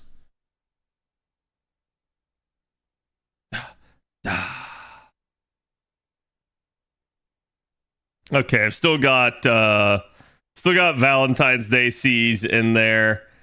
Let me turn those off for right now. Wait, do they not? Oh crap. Is it considered an event item? Or is it considered important? No, it's not important. It's not an event item. Is it Craft Essence Experience? Damn game, you did those Valentine Seas dirty. They absolutely should not be referred to as that, but sure, okay. That is how we treat them, but like, goddamn, I can't believe they did that. So I still got a little bit of a buffer here. Let's see, how many days is 136 days from right now, chat?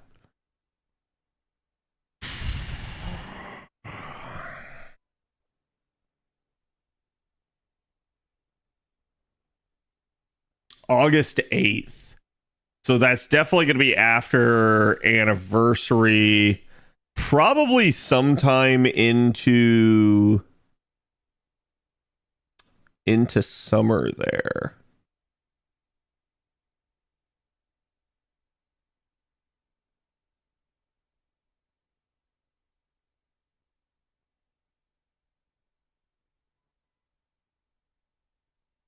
Never mind. It's 4 stars. I don't care.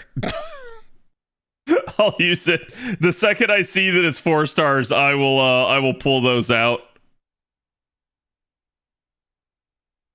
Gonna pull out those 2 stacks. Gonna pull that out as well, just so I'll burn it.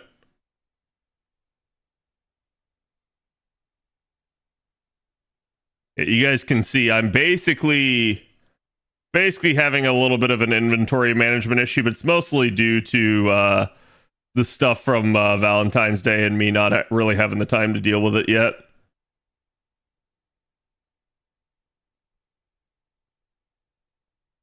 Start pulling out 10 and 11 stacks.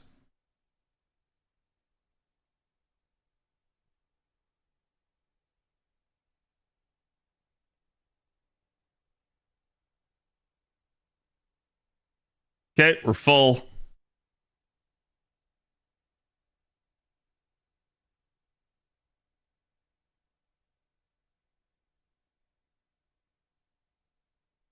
Boom, there we go. You'll have ton of Lico at least. Yeah, that's like, I'm just sitting there thinking like, how long can that last me before I have to pull that out? And how much am I reasonably going to level between now and then? And I'm like, well, it's a 4-star Ember stack, so it's really not that big of a deal as opposed to like a 5-star stack. If it were a 5-star stack, I'd let it sit there for a little bit. But because it's just 4 stars, I'm not too worried about it. Do you burn your foes now that you're mostly done with foeing units? So I did, but that got me into trouble because then NA last year, NA ended up giving us a whole like crap ton of units. Oh, she's pouting. the pff.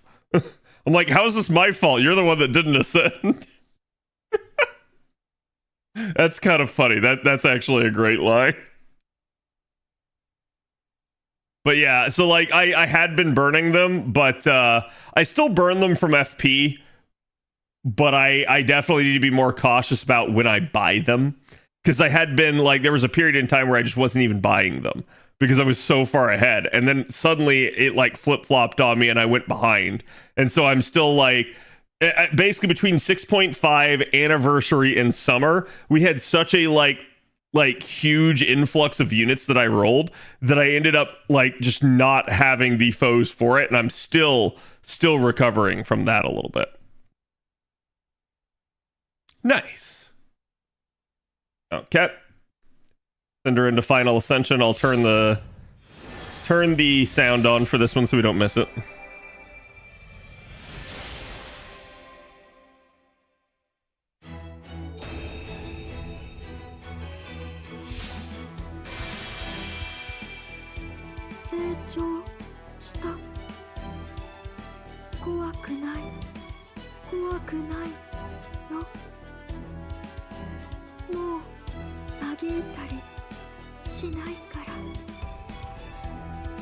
Okay. Her lines are very like laconic. Like everything is just extremely short and to the point.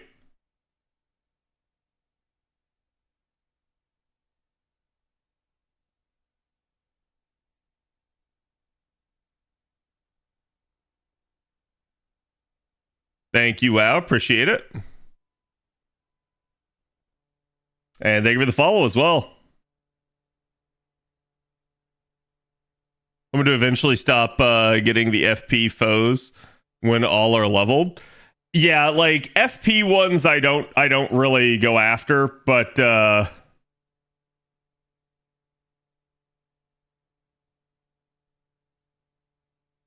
damn. All right, hold on. Before I do that, because I can spare myself an Ember.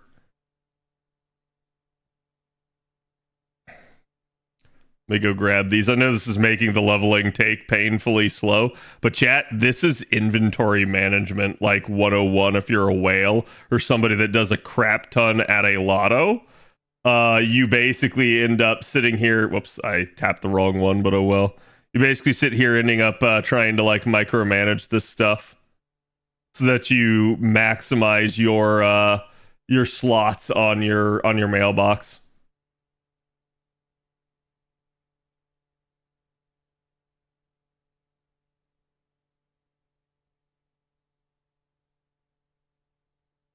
She might just destroy the world when she cries. Yeah. Blood event. Okay. Once more into the Ascension.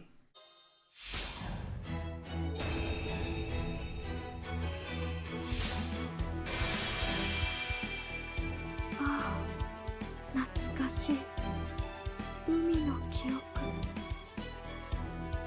あなた、近くに来て。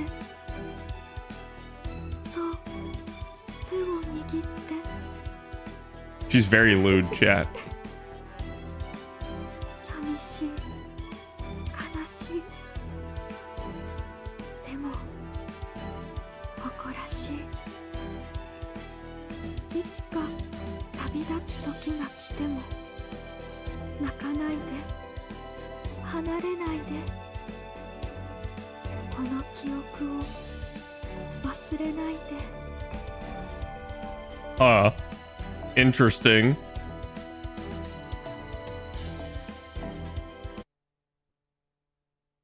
Lewd hand holding, right? Don't forget about your mom? Apparently not.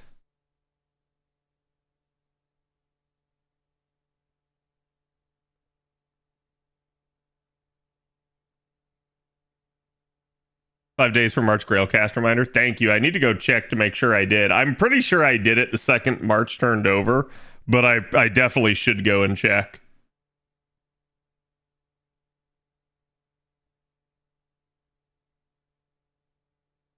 Oh my god, game. Thank you. It's not letting me touch the auto select button.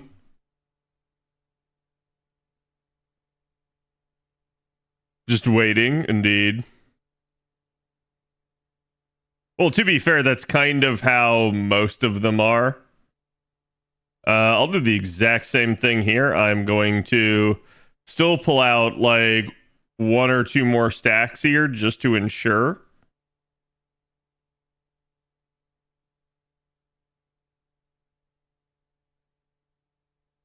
It's like that 111 stack snuck by me. Okay, so that should be enough. But I wanted to basically go grab that so I don't have to use the 5-star embers. Because 5-star embers are going to be better used like grailing somebody above 100. As opposed to like just getting somebody to 90 is pretty easy to do with 4-star embers. Oh shit, that did not actually cap her. Do I have enough still? Oh my god. How bad?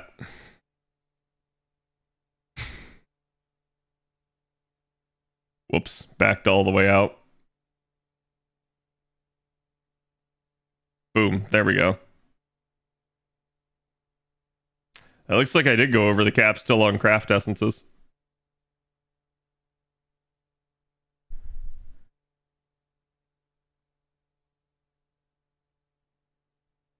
With 20 tickets and 2 multis, easy? Go for it.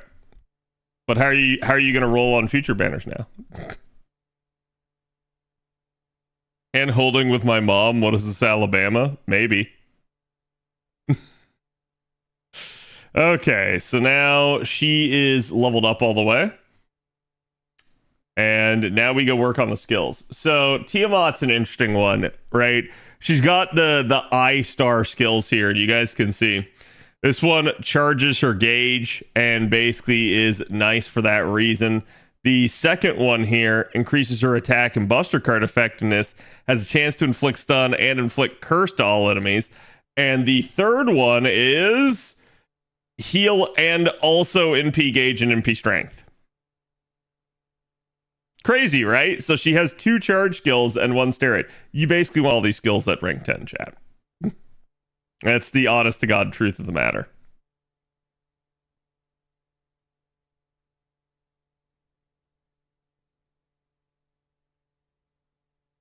We're cooldown at base? Yep.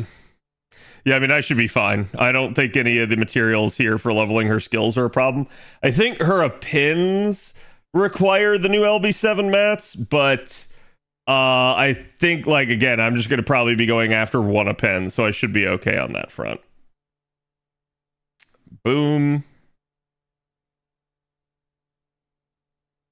God, I'm already down to 1 bill.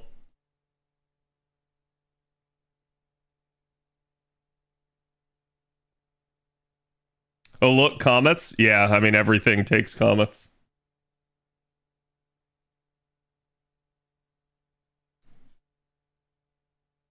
This is the steroid we're leveling now. And again, this is where you're going to get a lot of bang for your buck in terms of her firepower. But honestly, if you asked me and said, like, Cad, which one do I, like, desperately need to have Lord? It's going to be those 2 charge skills, particularly that 3rd one because of its low cooldown. It's what really facilitates a lot of, like, amplification.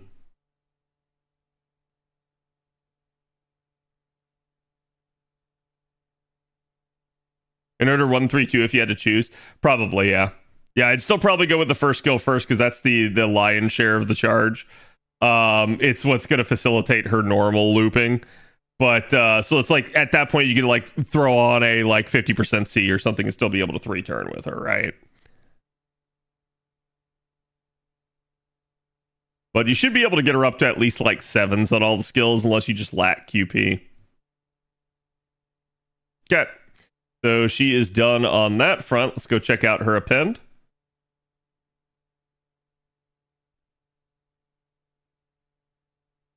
And again, you can see she's anti-beast here, which I'm going to say, like, obviously there's some potential usages for this, but this is, for better or worse, just so niche that it's very unlikely to be that useful for you. So go for the mana loading. It is the one that actually matters. You do want to lure this skill. And we're going to see right now if I actually have the materials.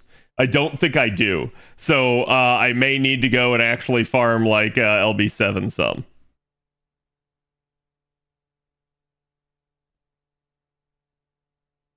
Basically anti-Draco, yeah.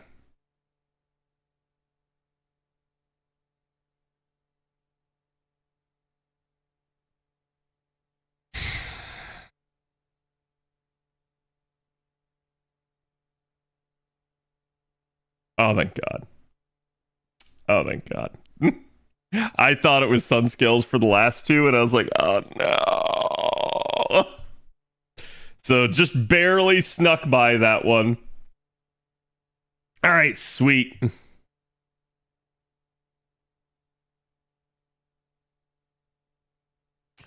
Oh, my God. 3, 2, 1.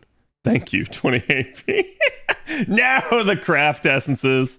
I'll have to definitely keep some of these because again, the event Cs.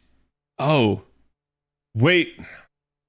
So we have Cs for the upcoming event, but we don't have an event bonus filter. So I have to go by acquisition now. I can't really combine that. I can't really combine that either. Wait, no. Oh my God, game. Come on.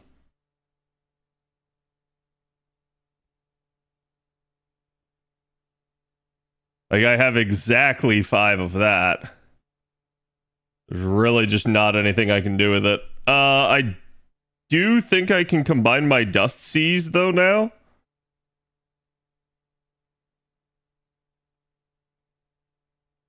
Yep.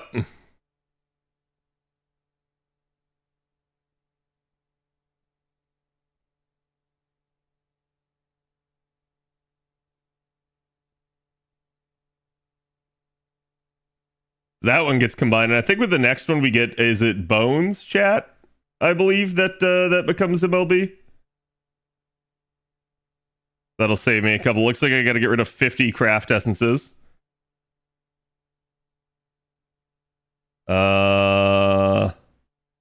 Was that the only? No, okay, I got a couple here. Yeah, this is actually kind of annoying that we don't have the filter for this. So 1, 2, 3, 4, 5, 6.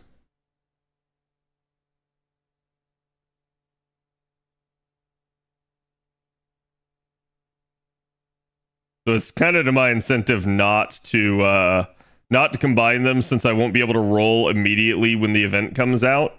Like I'll have to wait until stream that night.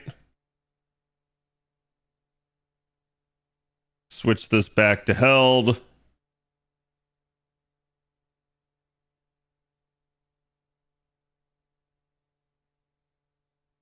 That's Valentine's. The rest of those are fodder.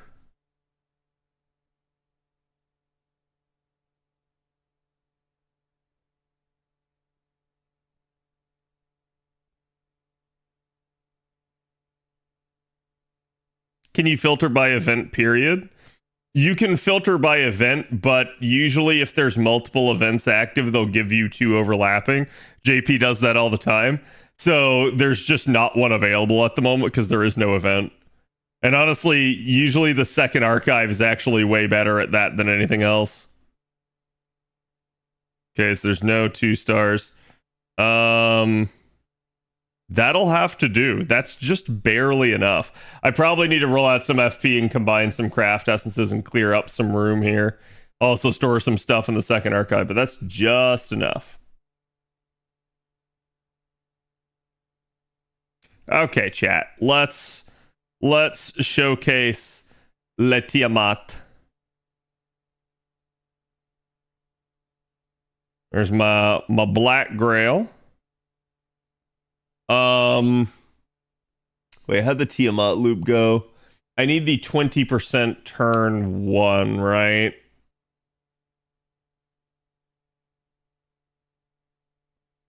Yes, I probably need Oberon on the front line and then flip it around. Okay.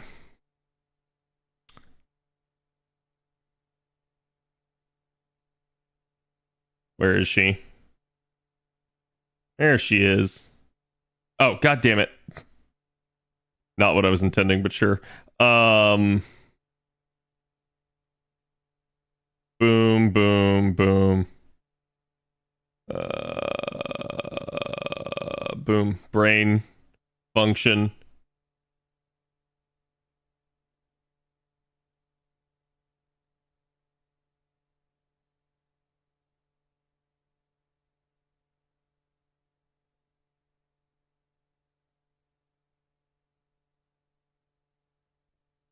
Yep. Okay. Yeah, you're gonna get. She's gonna start with 20% herself, and then you're going to end up getting an additional like 50% off of this. Okay. You're gonna end up getting an additional 10% off of this, and then you're gonna end up getting Oberon's 20% right there. So she gives 80% to herself turn 1. That's already just strong right there. I don't chat. Don't do this. This is not a Koyanskaya skill. Okay? This is not a Koyanskaya buster. This is fine turn 1. This is not. Don't do that. Okay? Because I almost did it. And I'm going to tell you right now, you'll all be susceptible to it. You can also go ahead and pop the second skill, basically, just to get a little bit more firepower out there. But it be what it be. Actually, wait. Did I do that wrong? Is that multi-turn? Yeah, it is multi-turn. Okay, so you just want to get this out pretty much ASAP, just so you can stack it. Here, we'll turn on the NP.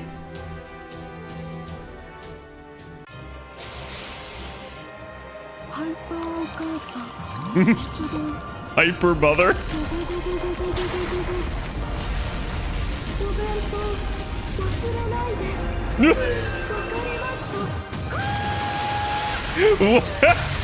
What is that voice?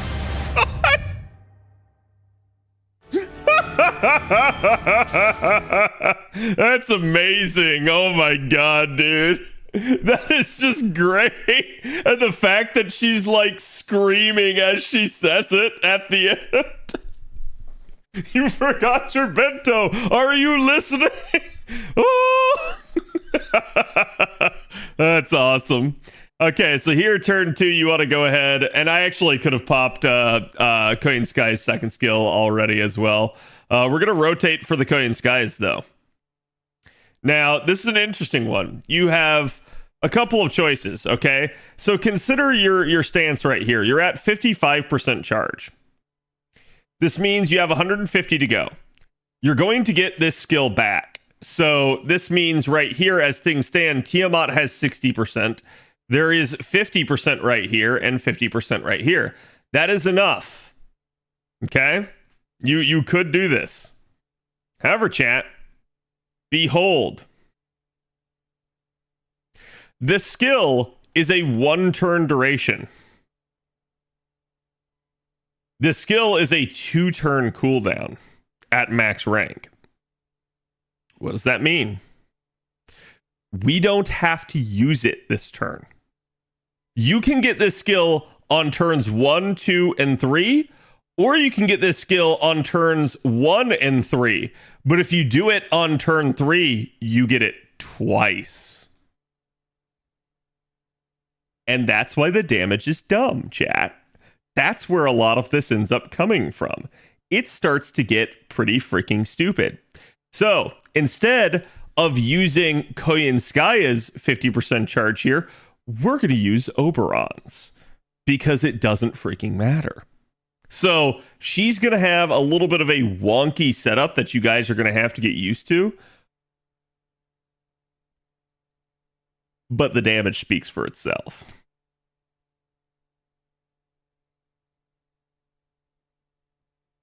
Oh, she did it again. Don't forget your lunchbox. Do you hear me? That's awesome. I've engineered having 3 before. It's funny AF. Oh, yeah, it's absolutely possible. Okay, so what you want to do now that you're in turn 3, you want to go ahead and pop the 3rd skill right off the bat so that you get it. Then pop Queen Sky's charge skill. Now you get it again. So there you go. You got it twice in 1 turn if you do it that way. So again, it does require an unconventional like turn order and a little bit of thought. But once you start getting the hang of like using her, you'll get used to it. But it definitely is an interesting thing. That's the normal line now.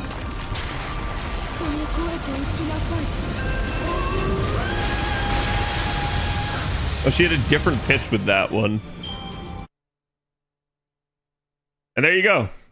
Calm, cool, 915,000 damage out of nowhere right there. And that is your Tiamat demonstration, chat. That said, it requires a pen too, right? Correct. You do need a pen too. Yeah, AoE, by the way. So that could have gotten stronger in an AoE pack. That number could have gotten a lot bigger. And remember, that's only in P2. That's not grailed or anything like that. Not gold foed. So yeah, Tiamat, kind of stupid. Kind of stupid. And I've been trying to tell people this for a while. She's one of those where when you look at her, I'm not sure what the developers were thinking. I think they wanted to make her strong. They absolutely did. But this is one of those that I think like over time it has come back to haunt them. Because they have tried to release other alter egos after her, and none of them have had quite the impact that she has had, because everyone just goes, why would I roll that? I have Tiamat. Would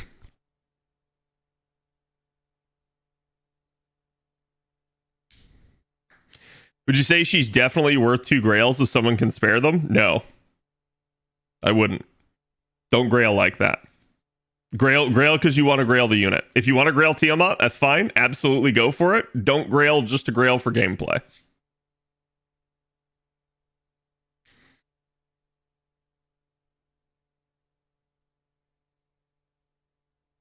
I put a command code on her busters for the NP boost that last turn if I'm lucky. You could do that. You really don't need to. That's all I can say. You really don't need to. I may be tired right now. No, it's all good. Also, the two would only get you to 94. So there's another reason not to do that. Does she have niches damage? What do you mean? Does she have like a damage niche? Is that what you're asking?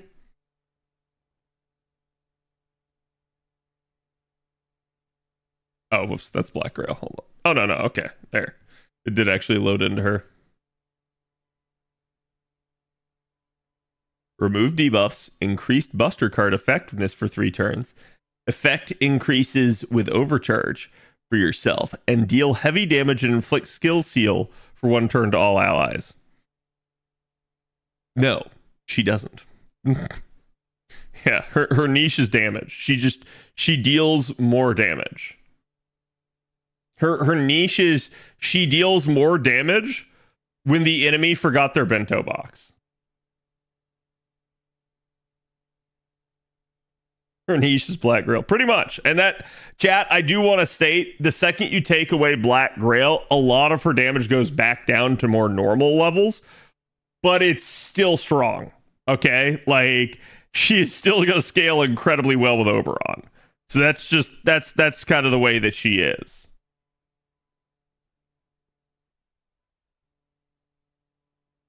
And it's something I've been, like, trying to tell you guys for a hot second now. Is that, like, she's just always going to be this way. You can literally clatter class still and still come out on top, and in particular, she even has bonus damage. Yeah, like, it's kind of stupid. Tiamat's one of those units where they've really, like, kind of gone beyond the pale. And she is a unit that, as you guys know, whenever we start talking about like power creep in the game, she comes up very frequently for me in those conversations. And there's a reason that she does.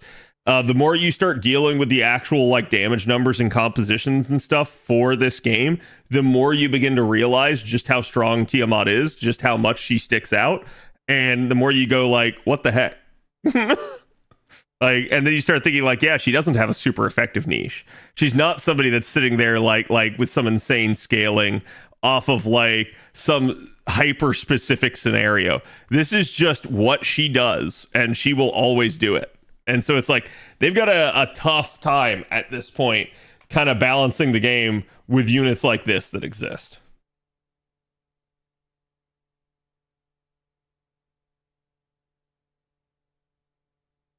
Basically Melisson 2.0. You could say that to some degree. Just keep in mind that like another aspect of Melisson that does make her kind of desirable for a lot of people is the ability to like switch what type of MP she is. Tiamat doesn't have anything like that. Tiamat just, yeah, in the same way that like, I'm going to say this. You don't really need a single target Lancer with Melisson because her AoE is so strong. It's the same thing with Tiamat. It's like, you don't need her to be single target because she is single target by virtue of how much damage she deals. It's stupid, but it is the way it is. And that's why, like, so when they buffed Melt again, I'm pretty sure she was a factor in that. When they buffed Kama again, I'm pretty sure she was a factor in that. Like, she has impacted pretty much the entire Cavalry Triangle since her existence.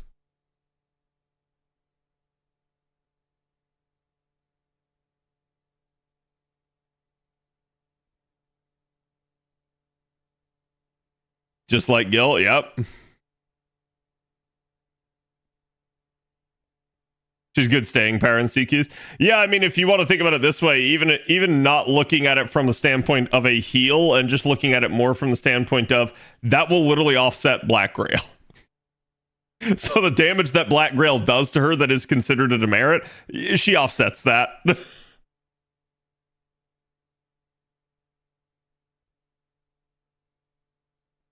Cuckoo, Tiamat, Artoria, Berserker, Ask are basically all power creep.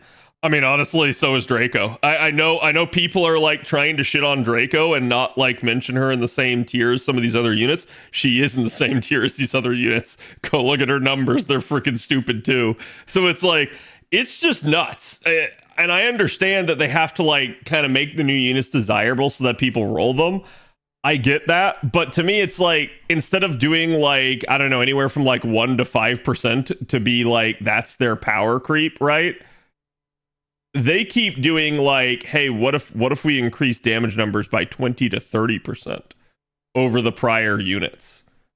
Like, that's this is like, what the heck are you doing? And that is what Tiamat is. Tiamat comes out, Tiamat is just a huge jump in capability. And I'm not really sure what the devs were thinking in that regard. A double Tiamat roll? Nice.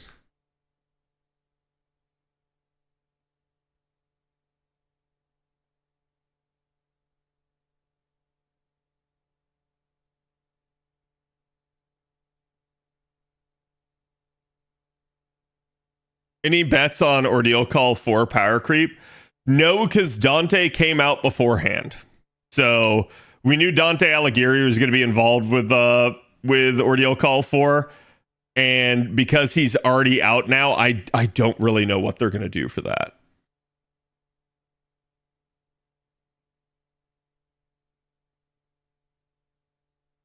They made all these units during the double it and pass it meme era. It really does feel like they just decided, hey, this unit lore-wise should be strong. I know, let's do this. And I feel like there was not that like sane person in the room that was like, no, that's too much. Why do we need to do that?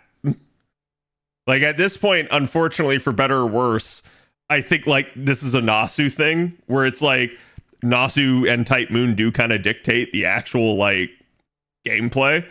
And so it's like, I don't know. It feels like there was no developer in there to be like, I don't know about that, boss. Like, they were all just yes men.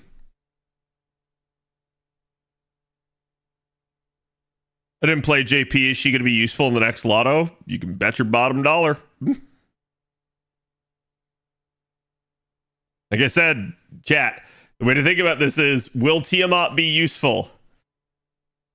Does any part of the Calvary Triangle exist? If so, yes.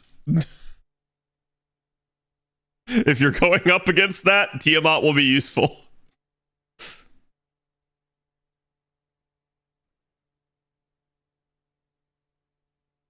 Because Ordeal Call is all extra classes. See, that's just it though. Ordeal Call isn't all extra classes. It is dominant extra class, but it's not all extra class. And the other interesting part about that is it's also not the only thing that's going on. Like, there's plenty of crap in between Ordeal Calls that you have to do that Draco is useful in. So I can't stress this enough, but yeah, chat, there are some like legitimately like just kind of stupid cases still for Draco. And it's really kind of weird to see people like harping on Ordeal Call so much. So let me give you guys an example. You're about to get Ordeal Call 1. How long are you going until Ordeal Call 2? Anyone know?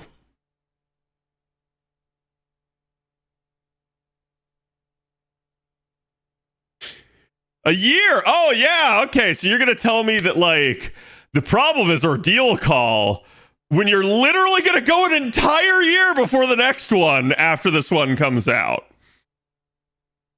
I'm just saying. You've got plenty of time to find uses for Draco. Trust me. Like, people saying that Ordeal Call's the issue are kind of magnifying a much smaller issue than it actually is. And for better or worse, chat, this is just how it is at this point, is like, story does not get given to us very often. So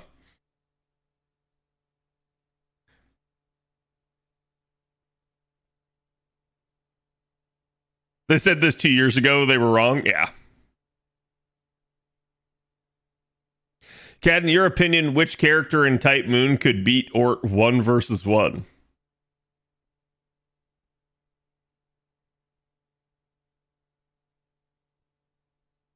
You want the, like, I'm gonna be honest with you.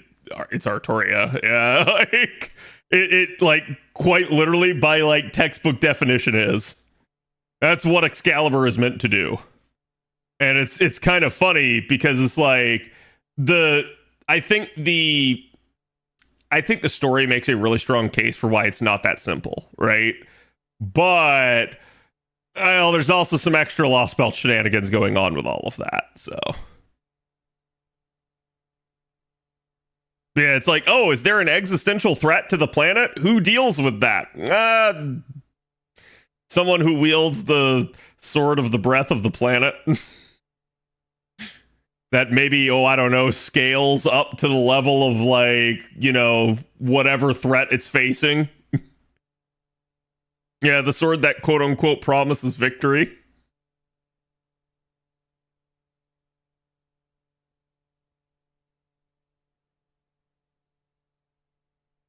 What about Gil's weapon? I think you could make a strong case for something like Aya, too. Meanwhile, someone over here dual wielding them. Listen. We don't talk about that, okay? That's not in Artoria. You know that.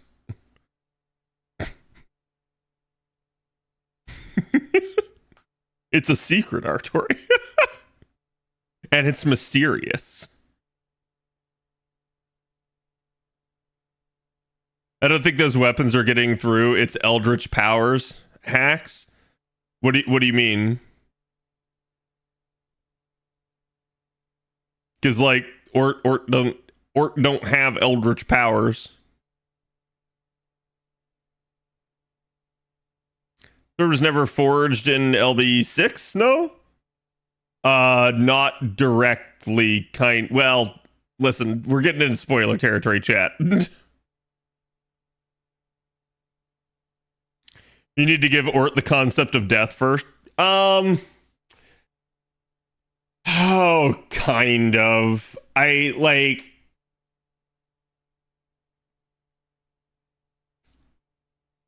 Honestly, honest to God, I don't think you need to give Ort the concept of death. I think the problem was everything that went on in LB7. Okay? And I feel like the Lost Belt spells that out pretty well. That, like, yes, there are ways to defeat it.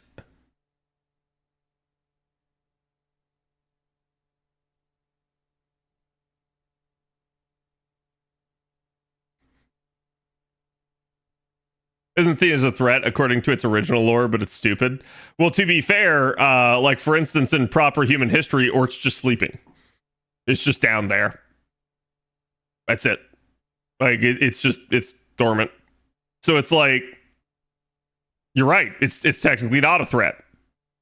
It's when it wakes up and it decides to destroy the planet. So it's like, if it never wakes up or never decides to destroy the planet, then yeah, it's not a threat. But then it also doesn't need to be dealt with if it never does either of those things. So.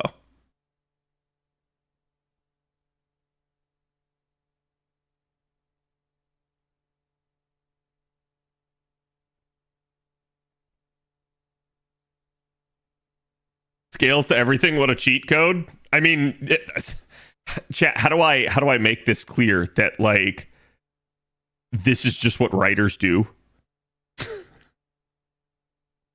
It's a narrative plot device that's designed to be like, well, yeah, of course we're going to make it stronger. Of course we're going to have something that scales infinitely so that we have a way to deal with the ever, like, increasing threat that we keep posing you. It's called plot armor. I mean, that's not even plot armor at that point. That's a plot gun, okay?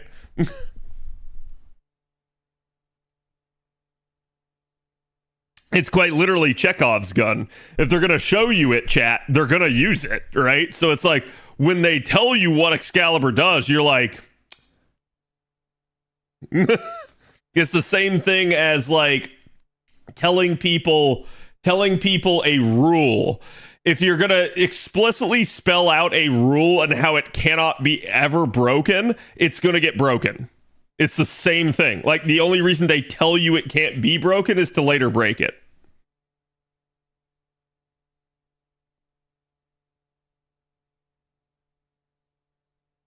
Gilgamesh getting clapped by a high school student. To be fair, that's because Gilgamesh didn't expect sudden tentacles. Okay, nobody expects tentacle grope in the night. Gable can't be dodged. Arturia immediately dodges. Pretty much. Well, she didn't dodge it. As the great Stan Lee used to say, wins whoever the writer wants to win. Yeah, exactly. It's like, it's literally just going to come down to plot convenience and whatever the writer wants to do for the storyline. It's luck, it's Ku's bad luck. Lanza Gashinda.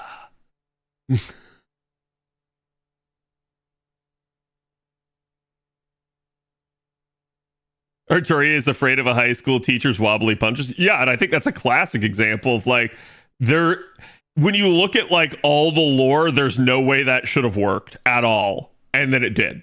And it's like, okay, but how? Well, this is what happens when you make arguments based off of lore, right? Like, because again, I think the more you look at it, the more it's like, man, Gil is strong.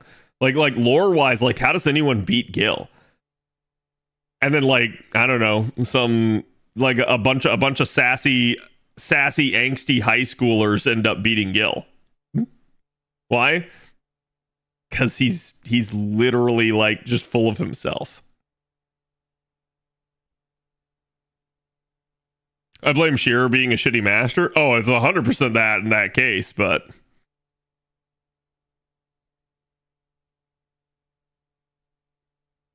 his ego too big? Pretty much. Gil is a bozo and fucks around too much mid-fight. Yeah, I think it's like Gil is the epitome of a child playing with his food, where he's like, Zashu. And like he's just sitting there looking down his nose at you and laughing at you. And then like quite literally it's the I'm a genius. Oh no. Like meme. Where at the last second he realizes, oh shit, I fucked up.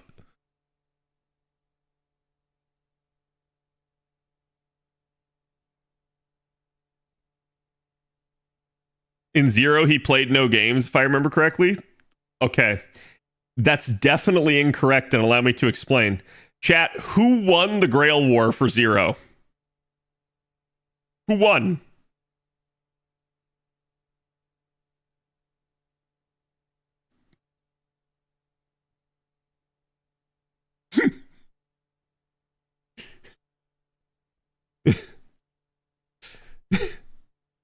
Okay, so why do you say Gil won? I thought Gil won. Yeah. Some people do think Gil won. So why do the Gil people think Gil won?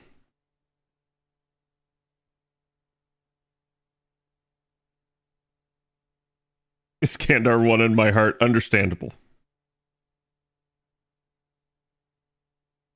He was the only one left at the end. He didn't disappear because he said so. Well, actually, he doesn't say so, but still. Nobody won. Yeah, I think objectively, nobody really won. However, I think there is at least a statement that you can make that's like, well, maybe Gil and Kirei both got their wish, but did they actually get their wish? And I think Fate Stay Night shows you that's not true at all. So it's kind of posed in a way to make you think they won, but really nobody won. It was a complete and utter defeat for everyone. Now, the interesting part about this is who could have absolutely won? At the very end, who could have absolutely sealed the deal and won? Gilgamesh. Why didn't he? Because he was playing with his food again. Literally, Gilgamesh was just sitting there torturing Saber at the end, and because he fucked around too much, he found out. So it's one of those deals where it's like, yeah, no, even in Zero, he still did it. He shouldn't have. He did it less, but he still did it. The literal myth of Gilgamesh is him being undone by his own hubris over and over again. Yeah, so it's like it fits. It's within his character.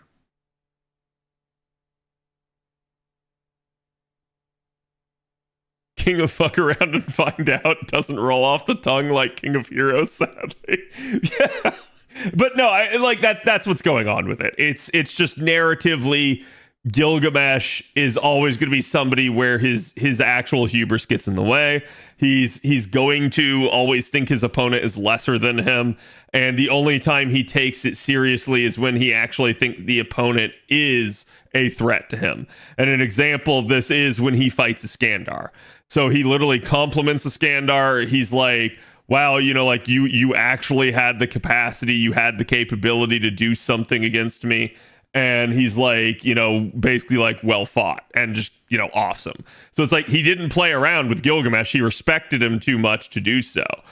As opposed to, God, like, look at like Shiro. Did he respect Shiro at all? Fuck no. Did he respect Saber ever? Fuck no. He literally looked down on her. So this is really funny, and I like to point this out because there are people that get really upset over like Shiro's treatment of Saber, and I'm like, while I understand, at the same time, you look like literally one step further, and I'm like, Gilgamesh is doing the exact same thing. Only Gilgamesh is doing it even worse. Shiro is doing it in a way where like he's like, oh, she's a woman, I need to protect her. So he's kind of like infantilizing her in a little bit of a way, but he's doing it for a like noble reason and wanting to actually keep her safe. As opposed to when you look at Gilgamesh is like, you're a woman, you don't belong on the front lines. Get back in my bed, get back in my kitchen. Like, that's how Gilgamesh is thinking. So Gilgamesh is doing it in the completely wrong way. Gilgamesh is being completely like denigrated towards her. Like, to Gilgamesh, she is basically a toy, another bauble to collect. And that's, if anything, part of the reason that Gilgamesh wants her so badly is because he knows he can't get her. He knows, like, that is something he can't have.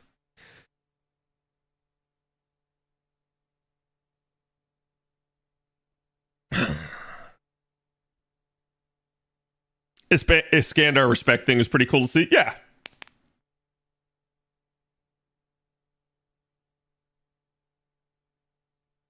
Gil has a cool design, but I can't stand his personality, at least in Archer form.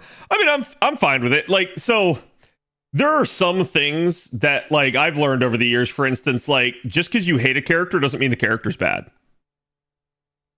And an example of this is if they're a villain, chat. If they're a villain and you hate them, that's a great villain. That's absolutely what a writer's trying to evoke in you when they create a villain. If you don't like the villain, the writer did their job.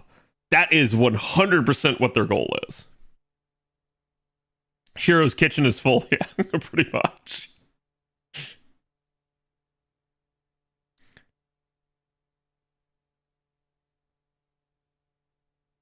Yep, like Beryl. Exactly like Beryl.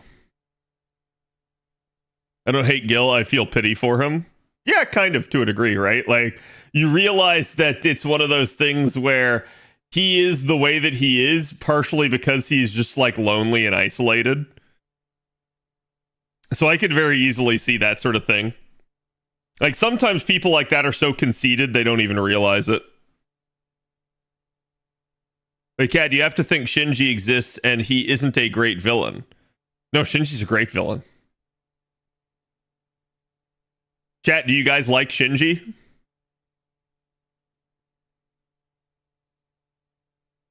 Like, I've seen people that are like, I want Shinji in FGO just so I can roll him and then feed him to, like, literally Sakura or something like that. Like, so literally, Shinji's a great villain. People love to hate him.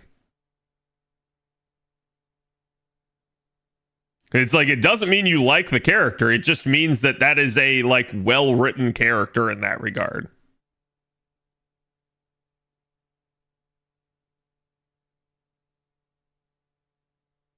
Pathetic, maybe. Yeah, and it's not necessarily going to mean the same thing to the same people. Some of you guys might hate Shinji's guts and want him to die. Some of you guys might want to see Shinji get tortured. Others of you may be like, yeah, he's pitiable. And I think we've had this discussion before in chat, but I think some of you guys have said, like, wait, like, doesn't that mean that like Shinji's not that evil since the product of his circumstances basically made him who he is? And I'm like, no, he's still evil because at the end of the day, he still has agency. It's not like anyone's like 100% forcing him to do things. He chose to do so.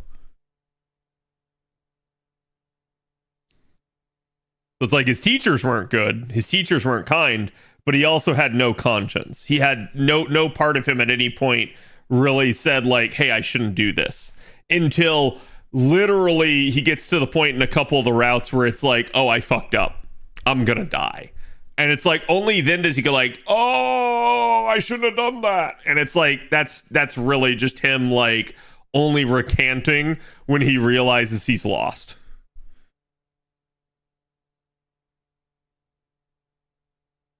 I love to hate Mr. Priest. Yeah, I think Kirei is definitely that. Kirei and Gil are like both the two characters where they are absolutely antagonistic.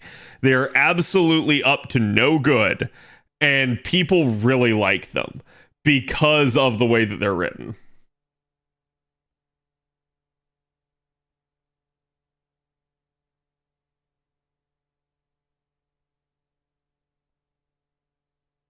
That damn sussy priest, that's right. The Dio effect, Dio is another character like that. Jojo! They're designed to be hated, yep. But in a weird way, in some cases, that almost backfires. Because some people really like edgy characters. Some people really like the fact that it's like, oh, this character just keeps getting at it. They just... like, the good guys never can seem to, like, get rid of them. They're always just a thorn in their side. But in that regard, like, I think it's amazing, right? Because you have Gilgamesh, someone who's absolutely the embodiment of hubris. You have Kirei with all of his, like, machinations and almost like Machiavellian attitude where like the ends justify the means. He does not care what happens to anybody so long as it achieves his desired effect. And then you have Shinji, who is just the utter scum of the earth. So it's like they're three very different like takes on what a villain can be, but it works really well, right? Like they just, each one of them is pretty masterfully written.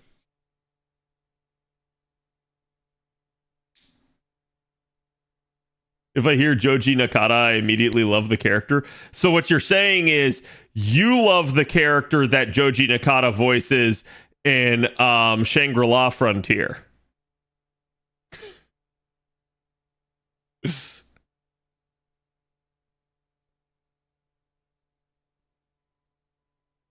Yeah, let me see if I can find it.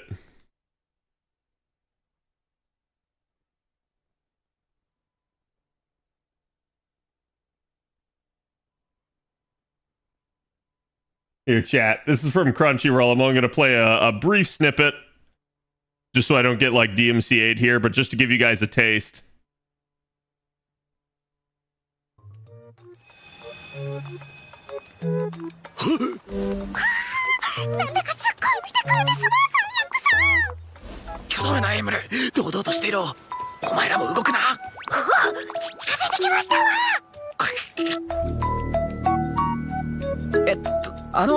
「何ですか魔法少女さん」あ、もしかしてこの変わった装備が気になってる感じ？確かピーツはサードレマとかにも店出してんだよな。これはサードレマに稀に出現する露天商から購入可能な装備品。確かフェスタメジェカフィエ。赤森のウェザーモンを倒した3人のプレイヤー、そのうちの1人が身につけていたという情報がある。普段は業種の帳面を愛用しているそのプレイヤーの名前はそう三楽だ。いや、正体がバレたとかどっから情報が漏れてんだとか、そんなことよりこいつすっげえ渋いおっさんっぽいっす。あまりにも探していたプレイヤーと特徴が一致していたのでな。よかったら話を。おっさんボイス。Chat, that is King Hassan. that is Kotomine Kirei. it's so good.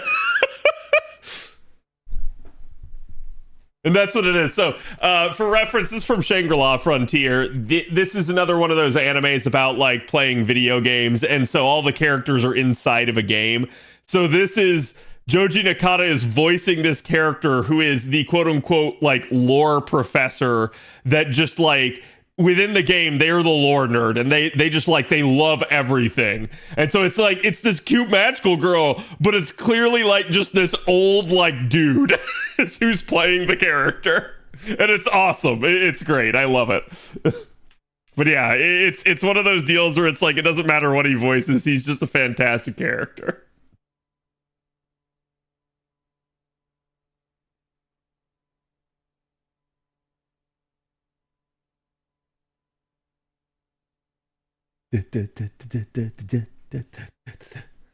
Sailor Kotomine, in the name of the Grail, I punish you, pretty much. Yeah, we actually, I didn't get to finish it, but we were watching Shangri-La Frontier at lunch today. And again, I highly recommend if you guys are ever around at around like about 11:30 to 12 o'clock, 11:30 a.m. to 12 o'clock Eastern time is usually when I take my lunch break, and I'm usually down in anime watching anime with you guys. So if you guys are ever around, feel free to hop in, come watch with me, and you know, hear me like basically reacting to all this shit. It's fun. I love it. It's a great time. Because otherwise I'd just be up there like VIP watching it by myself anyways. The fighting tournament coming up in SLF is peak. Yeah, they've already like teased some of that, so I'm looking forward to it. Same with Aoyuki. Yeah, pretty much every Aoyuki character is just amazing. Like, she straight up carries certain animes for me.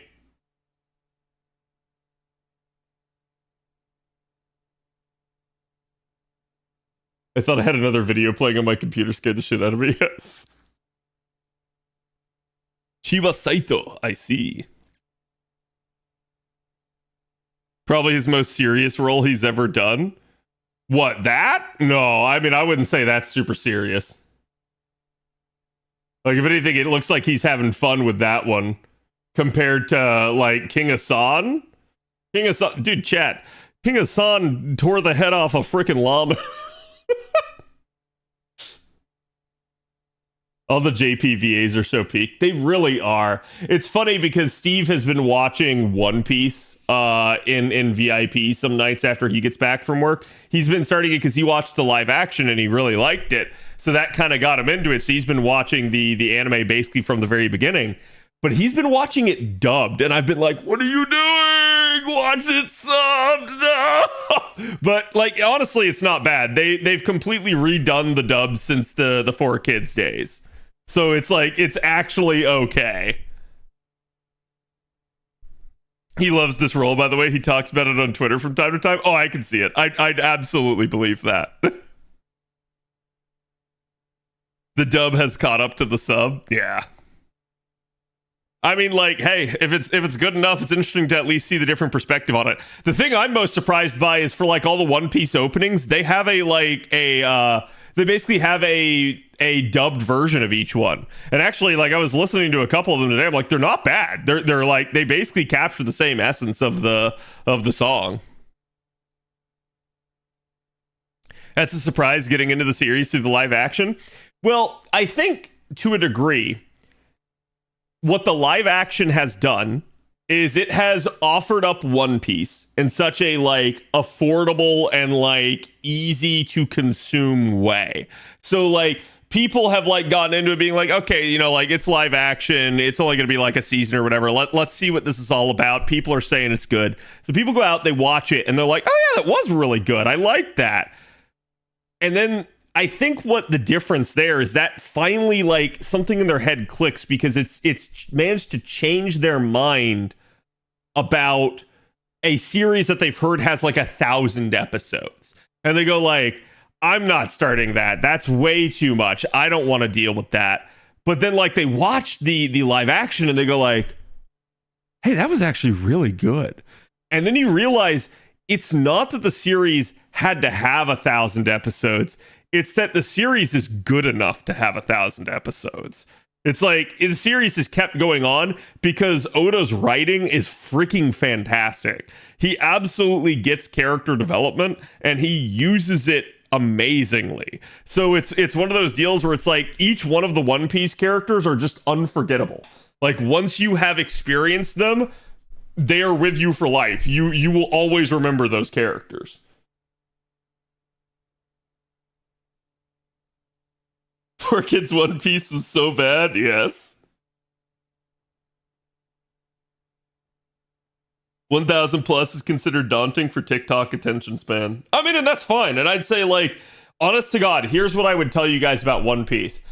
If you're ever interested in trying it, do it. It's great. As somebody that is like 800 plus episodes into the series and has read a ton of the manga myself, I love it. It's great. I'm not all the way caught up.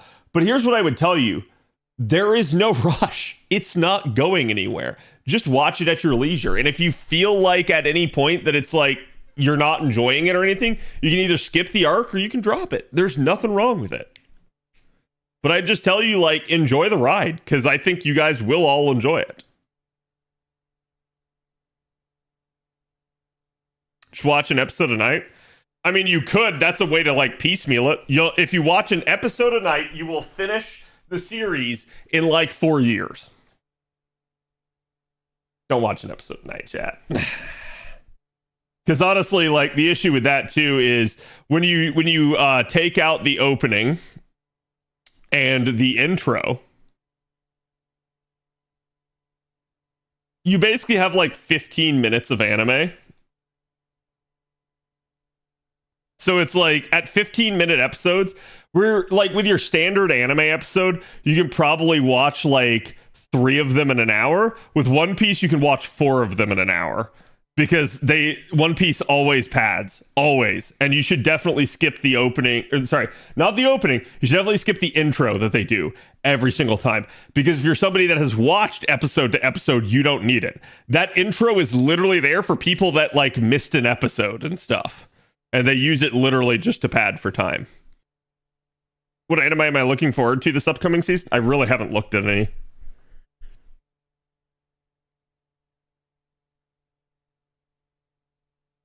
Called One Piece, where they cut all the filler openings and such. Yeah, I mean, like, I'm gonna say the openings are really good. Like One Piece is up there with like Naruto and Bleach and stuff for like having just some absolutely banger openings. In fact, you guys hear them all the time on the channel, including the last song that just played, whether or not you realize it. So there are a ton of really, really good songs over time for One Piece.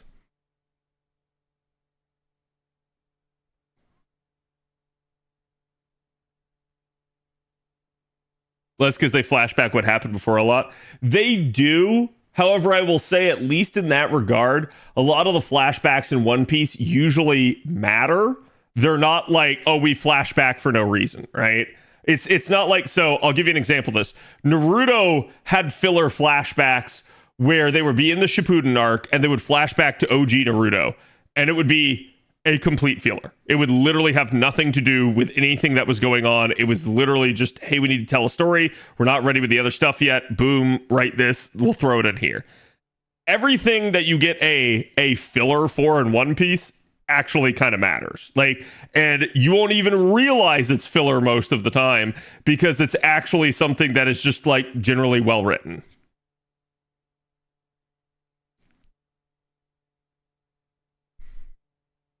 One Piece and Bleach fillers matter sometimes. Yeah, exactly. So that's where it's like, I wouldn't even tell you to just like go out and skip all filler for it because there's really not like as much as people make it out to be. At least not in One Piece. Like, for instance, I remember talking with people who are like, oh, One Piece has so much filler. And they're like, oh, yeah, like the entire flashback arc with Sabu and God, what's Luffy's brother's name? Ace. Like the entire flashback arc there. I'm like, that's not a filler. That's in the manga. I know, I've read it. That's all in the manga. So it's like a lot of people like I guess there's a difference here between filler and filler. Okay. If it's filler, this is to me the textbook definition of what filler is, which is like something that is not present in the manga. Okay? As opposed to filler over here, which is what the community just determines to be anything that is not main story.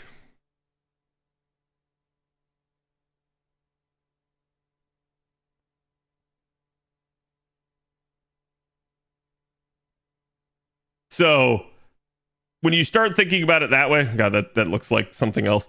Like, I think a lot of people refer to filler as this, whereas I refer to filler as this always.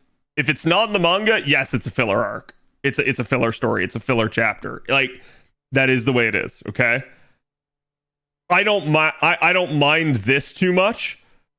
But I will say, like there are points where it's like this can get overbearing if it's bad, or if it truly has nothing to do with anything, as opposed to this where it's just like, oh, this is some flashback, therefore the group isn't progressing. Like an example would be any flashback by some people would be considered to be filler, and I'm like, I disagree with that. I think flashbacks serve a purpose. There's a reason to do them, right? So I think that's where that sort of thing is. Like, it really depends on what your definition of filler is. Yeah, recaps. If you're recapping, I'm going to say a recap is filler. There may be a reason for them to do a recap, especially chat. I think we can excuse a recap in something long running like Bleach, Naruto, or One Piece, right? It doesn't mean that like you have to watch it, but there's a reason they're doing it, right? When quite literally, and I'll give you guys an example. Steve was watching the Fishman Island, or sorry, not Fishman Island, Arlong Park arc, right? So he's watching Arlong Park, and there is a character in Arlong Park that seemingly is a nothing character. That character disappears for a long period in time. That character is super important later on down the line. So it's one of those deals where it's like, I can understand why they would do a flashback to be like, wait, who is this guy? Oh yeah, all right. Like, there's a reason why they'll do that, where it's like, oh yeah, that happened 300 episodes ago. That makes sense. But yeah, it's like, you don't have to watch that sort of thing, and you could literally be like they could start the flashback. You could be like, oh, that's who that is, and then you could just immediately like skip through the flashback at that point.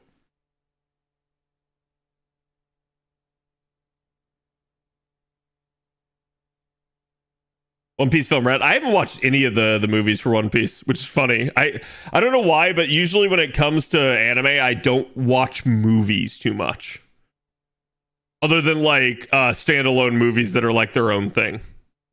Like, for instance, like I've watched Akira. Akira was great.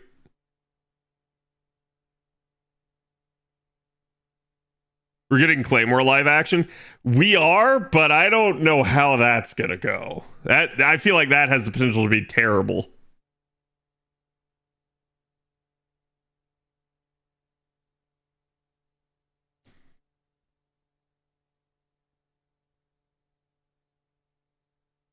Bleach's filler arcs usually add some context for some of the different sections of the story. Well, the thing that I liked about Bleach is that it did an actual arc. So it's like, you felt like you were actually like getting something out of watching it, as opposed to like with Naruto, for instance, you might have like miniature arcs where it's like, oh, it's like 3 episodes or something like that. Whereas like with Bleach, it'd be like 10, 15 episodes. So it's like Bleach had enough time to tell an actual story. Naruto would be like, this one day that we went hitchhiking and got lost.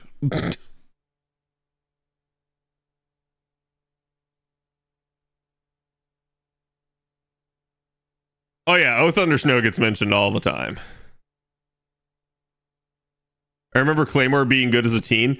I remember being in college and having Netflix and watching some anime on that. So that was where I watched D. Gray Man. And back then, Netflix didn't have... Okay, chat. Chat, this is some boomer ass shit. Okay, Netflix had anime, but they didn't have anime in Japanese. They had only dub. So I watched D Gray Man dub. Okay. And I would just throw it on to have like something on the TV at that point in time as I would be like studying or something else like that, right? Not that I did that much studying while watching anime, but like basically it was like background noise for me. But I remember watching Claymore on Netflix back then and being like, what the heck is this? Holy shit. Like, I had no idea what I was getting into. Netflix is old. Netflix is definitely old. Like, chat, you want some even more boomer ass shit? How many of y'all remember this thing called Blockbuster? Yeah. Yeah.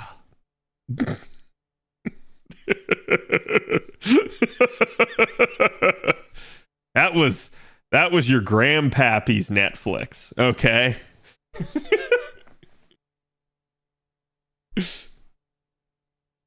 I missed the local movie warehouse and Blockbuster's sad, yeah. Remember when Netflix used to mail you the physical media? Yes, I do, because I had one of their movies for a long time that I never sent back.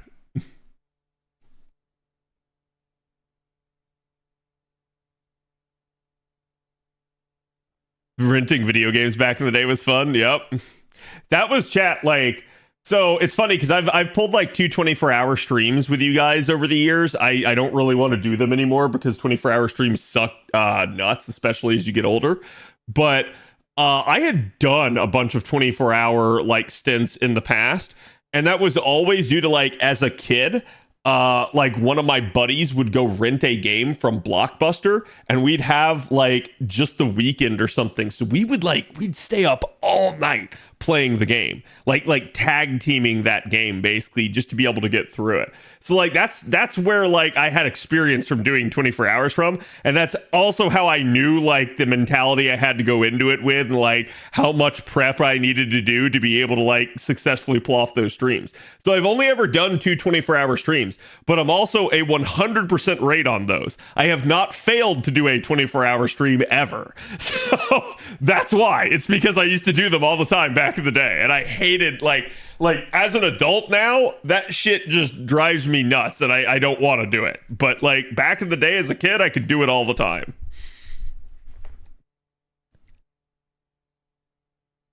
Don't forget Hollywood Video. Oh God.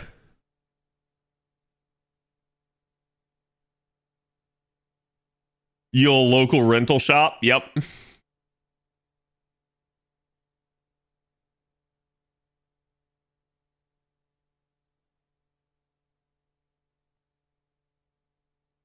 There's like one more Blockbuster in one of the states of the US. Yeah, I think there's like quite literally like a token one that still exists.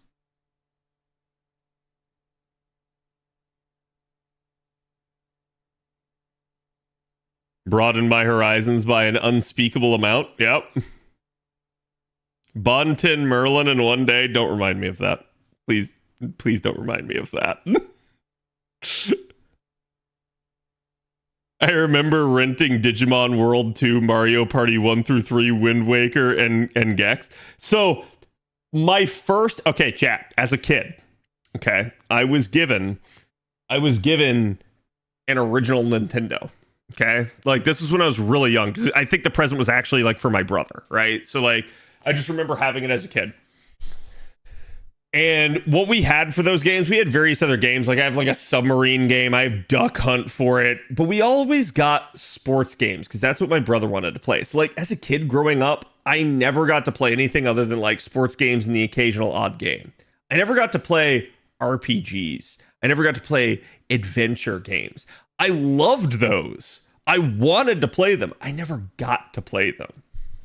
Not until I was finally old enough to basically buy my very first video game myself. And does anyone in chat know what that very first video game was?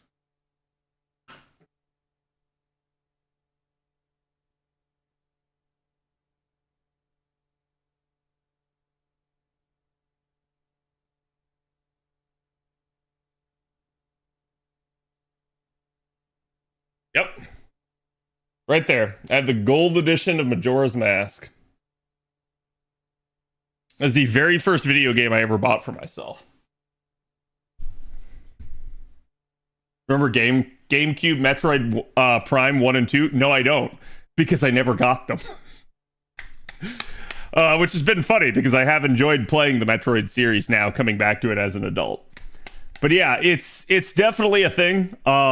So like I didn't get to play a lot of those RPGs and a lot of those adventure games growing up. So my very first experience with Final Fantasy was my buddy renting Final Fantasy 9 back in the day when it came out in Blockbuster. And like, again, same deal. We 24-houred that thing repeatedly, and it was fun. Like, I remember playing that, but I had no idea what Final Fantasy was about, so I just basically let him play that one. And he played through the majority of it. Like, he occasionally would like let me control it in the battles and stuff like that, just to give me some experience with it. But I had no experience with that. And it was great too, because I remember then, I think it was like 8th grade. Or was it high school? I think it was 8th grade. I think it was 8th grade. Final Fantasy X came out. And I was like, I'm getting that. And I got it. And I had a blast. And that's why Final Fantasy X is still my favorite Final Fantasy. Like, in all seriousness, Final Fantasy X is a really good Final Fantasy, but I know 100% I have rose-tinted glasses on that thing. I will always, always prefer that one because it was my first.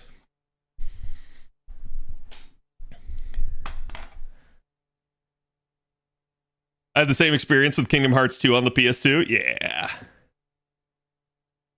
Yeah, there was so much good stuff back in the day. Like, a little bit, it sucks, right? But I almost wish...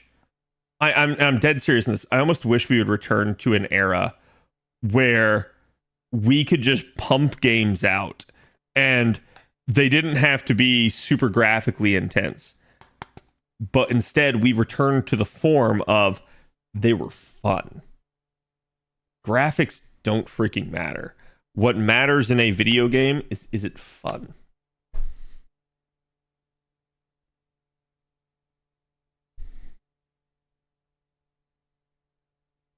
Final Fantasy 9 was so good. 10 was a treasure. Yep. My first Final Fantasy was Final Fantasy 4 on the DS. Nice. That's why Blatro won so much. Yep. Like OG Perfect Dark. Oh my god, Perfect Dark. Yes. It's funny because I'll never forget. I had this asshole coworker that used to work with us. And he basically talked some mad shit. He ended up leaving our firm. This is a while ago. Like, but it made me laugh because one day I had him and a buddy over because he was talking mad shit about. He's like, "Oh, you think you're good at video games?" He's like, "I will smoke you." He's like, "I will smoke you in GoldenEye." I'm like, "Yeah." Chat for reference. I played a shit ton of GoldenEye as a kid. Okay? Because my brother loved playing that game.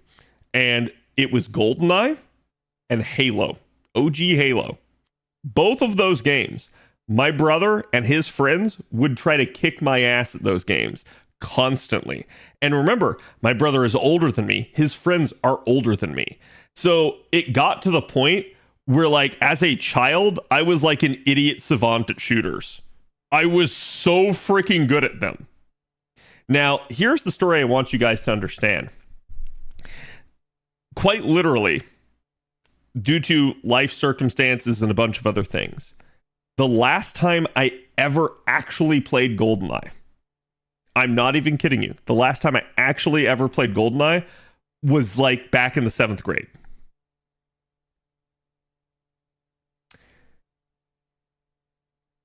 And so I invited him over, and he talked mad shit about how he's going to kick my ass. He's like, oh yeah. He's like, I'm so good at GoldenEye.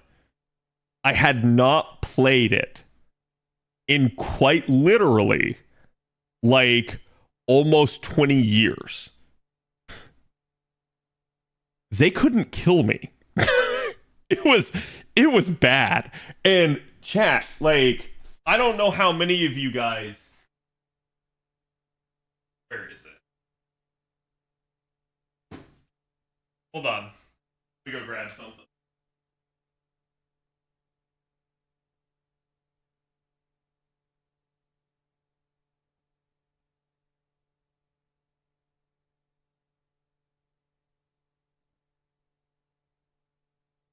Here it is. I don't know how many of you guys haven't like how many of you guys have actually played on an old N64 controller, right? As opposed to something like a modern like PlayStation or Xbox controller that's like you sitting here holding it with like two hands and like the dual triggers and everything. Going back to a single stick N64 controller with one hand to do everything, kind of fucked. Okay, so like I'm sitting there and I'm like, man, I can't even like freaking aim. And like quite literally how I was beating them is like, so y'all know, right? Like y'all remember you had to use, I think it's like, and it's hilarious that I still remembered this 20 years later, but you have to use like the R key to be able to aim. Like in GoldenEye, if you actually want to like aim your freaking weapon anywhere. So I realized, I'm like, I can't hit anyone that way. Like, because these old school joysticks that these things have, I don't know if you guys can see it. I'll try to bring it up closer to the camera. But like, the old school joystick, see the little like ball in there? That shit is jank and it is extremely unsensitive. So like, there's no like finessing this. You either like slightly touch it and your character like moves like tiny little millimeter on the screen, or like you tilt it a little bit more and your character goes like flying. Like there is no in between, okay? So yeah, I was gonna say Zev has it right. So the yellow button's strafe, though. So what I did, every time I would just have my character lined up dead even, and instead I would just start running around and I would keep using the strafing keys to just move laterally on them. And I would just like, I wouldn't aim. I would just strafe by and basically do drive-bys on them the whole time. Because I was like, I know I can't control this thing. This controller sucks. I was like, I used to be so good on it back in the day. But yeah, I would just be like running sideways, just being like, pow, pow, pow, pow, pow, right as I go by. And they're like, how is he doing this? It was hilarious, too. I ended up basically killing him like 30 times in the match. And they were like, God, like, we have to gang up on him. Someone's got to get him. And they never could get me. It was freaking hilarious. And like at the end of it, I ended up telling the guys like, see, listen, I know you thought you were good. I was like, you're not even close to my level. And I told him, I was like, it's actually been 20 years since I've played that game. And he's like, no way, bullshit. He's like, you must have practiced before you came over here. I was like, my brother in Christ, it wasn't plugged in. I let you choose the game. Like, I was like, I don't know how you think I practiced it when you were the one that chose it. Damn, you burned him so hard. I did. It was freaking hilarious.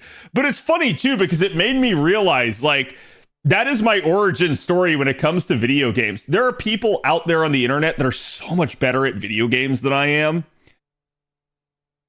And damn, all I can say is like, they are really talented. They really keep at it. They are amazing.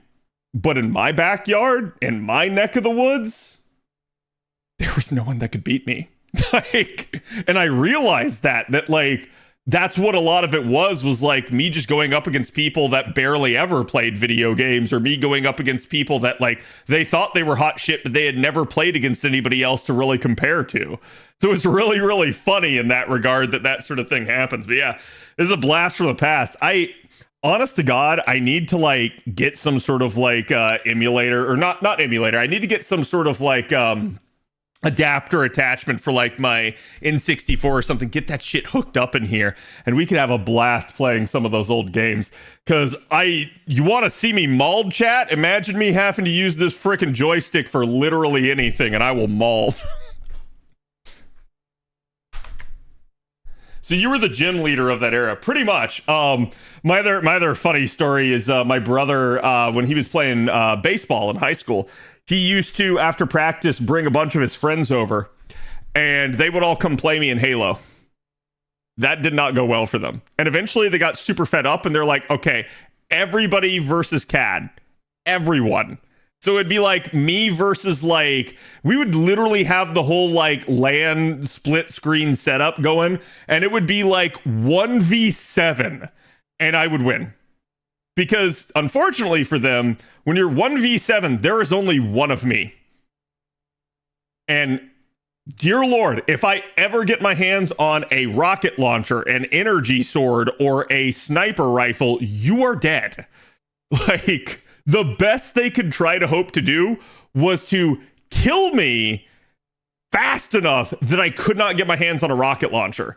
And even then, most of the time I would get my hands on a rocket launcher, and the best they could do would be to trade with me. Where it's like, oh, we killed him. And I'm like, yeah, but I got like one or two of you too. Like, so it was just kind of funny. CAD, don't claw the controller. What do you mean don't claw the controller? It is literally made for claw grip. Like, you guys wonder where claw grip comes from? It comes from Nintendo 64 controllers. Straight up. That is exactly where that shit comes from. 2 years ago, I participated in a local Mario Kart 8 tournament. I only lost 2 races and dominated the tourney. Oh, yeah, absolutely. Crab hands is mandatory for the setup for the 64 controller. Yep. And it's like, I think that thing actually even predates that. I think it goes all the way back to like the old Sega Genesis and original like Nintendo systems. But yeah, it's like, it's almost because they knew people were claw gripping that they did design the controller this way. But that's why, like, when this controller came out, it was such a jarring thing. I remember seeing it in stores. I remember people picking it up and them like looking at it like confused and then being like, huh? I remember the first time I picked it up in a store. I'm trying to remember. It was like, was it Banjo-Kazooie or one of those types of games on the N64? Because I remember like picking it up and trying to control the character, and I remember being like, how the fuck does anyone control this? What is this joystick thing? Because like we had never had a joystick on a controller prior to that, really. So like it was such a jarring experience going from like the original like 2-button Nintendo controller to something like that. Because chat, I never had a Super Nintendo. I jumped straight from original Nintendo system to N64. So it was a thing. It's a wonder why they made the controller that way. I mean, honestly, this controller, you guys have this controller to thank for quite literally modern controllers. Like, the joystick was a really stupid thing, but it was such an innovation for its time, and it absolutely made a difference. Joysticks existed in gaming before this point, but they were quite literally things that were like an actual like handheld joystick, right? For like flight simulators and stuff. Putting it on a controller, that was huge. I would love to see like a documentary or something about the design of the N64 controller, because I feel like it would be eye-opening as to like why they made some of the choices that they did. And arcades. Oh yeah, arcade machines had sticks and stuff on them for a long time. And yeah, the original Atari technically did as well.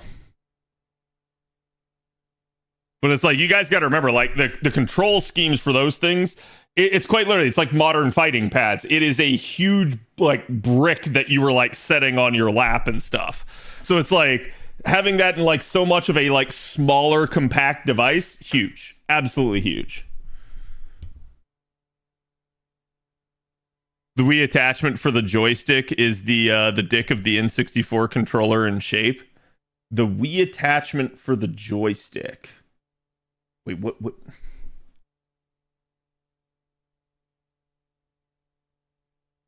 You talking about like the nunchuck? Oh no, I remember what you're talking about. So like you had the like controller thing, and like that was almost like a TV remote, and then you had the little attachment that was okay. I totally forgot about that. I completely forgot that was the thing. Also, we lost song request. Okay, chat. I stalled you for long. I'm just kidding. I quite literally got lost telling you guys old boomer stories of original game stuff and reminiscing in my golden years. Let's watch the Monster Hunter like announcement today, because like I said, I never really got to watch the full thing. So we're gonna sit down, watch through some of it. Like I'd kind of like page through it here a little bit, just to kind of see. So is this whole thing the entire showcase, or is this like them cutting down to like just what it is?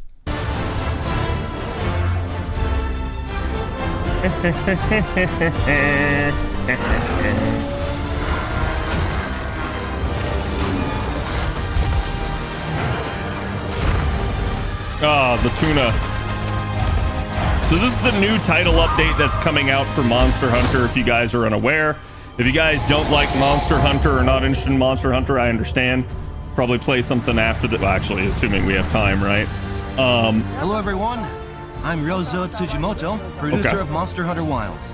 It's been a month since release, and I'm glad to see so many people enjoying our game. Thank you all so much for your support. I want to say this update comes at like the perfect time too, because I think there's so many people now that are like hitting that, I'm not gonna say like burnout, but like they're at the point where they kind of don't have too much to do left in the game. So them coming out with this announcement is huge. It's absolutely gonna help like carry the game for a little bit here. Today, I would like to share details about our first free title.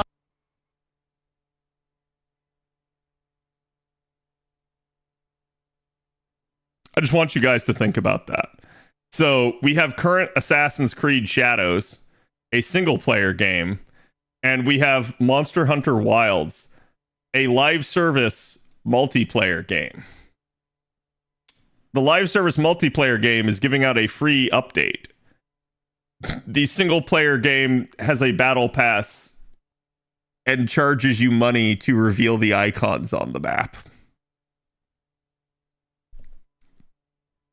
Update for the game. Feels backwards. We prepared a video highlighting what's in store, so please enjoy.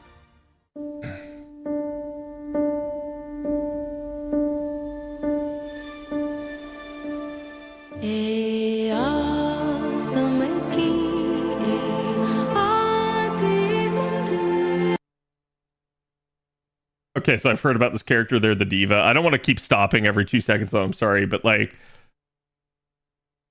the only issue I have with this clearly looks like it's like a child, and this voice is way too like way too adult sounding.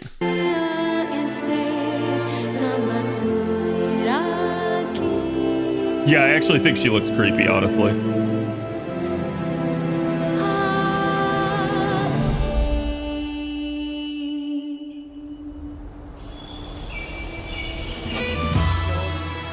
This is the new hub, I take it.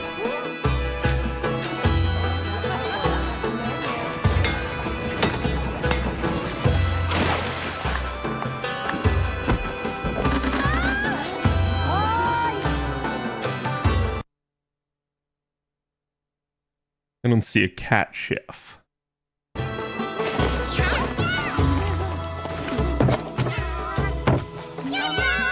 Okay, at least the cats bring you the food.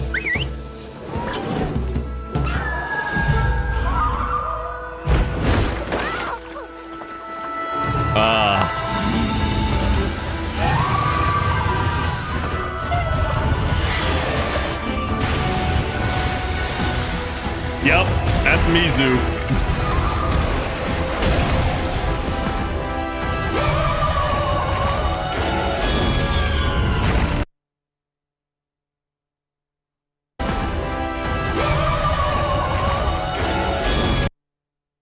Arc-tempered Raidao. So we are getting arc-tempereds in the game.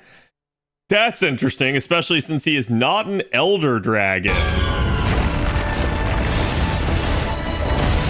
Hopefully they do more Arc-Tempered fights.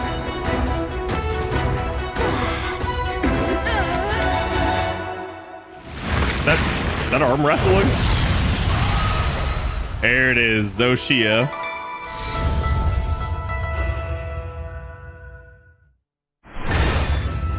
Okay, so April 4th, so literally next week.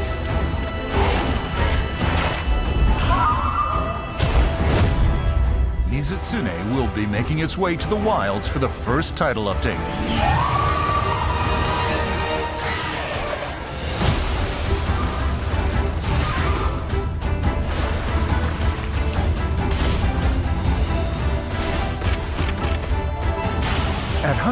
So I fought him in Rise, and I don't remember which subspecies that was, but some of these moves I've seen, some of them I haven't. So this is definitely going to be interesting for me. Rank 21 or above, talk to Kanya in the Scarlet Forest to unlock the mission to hunt Mizutsune.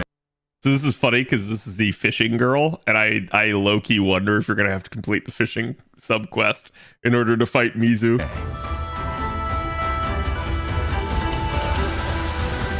They did, Ahado, thank you. Arch-Tempered Ray Dao will debut in an event quest. Wait, hold on.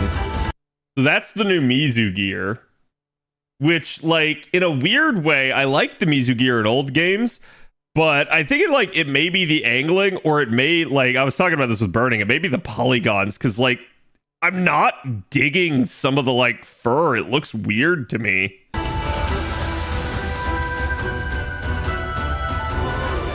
Arch-Tempered Ray Dao will debut in an event quest.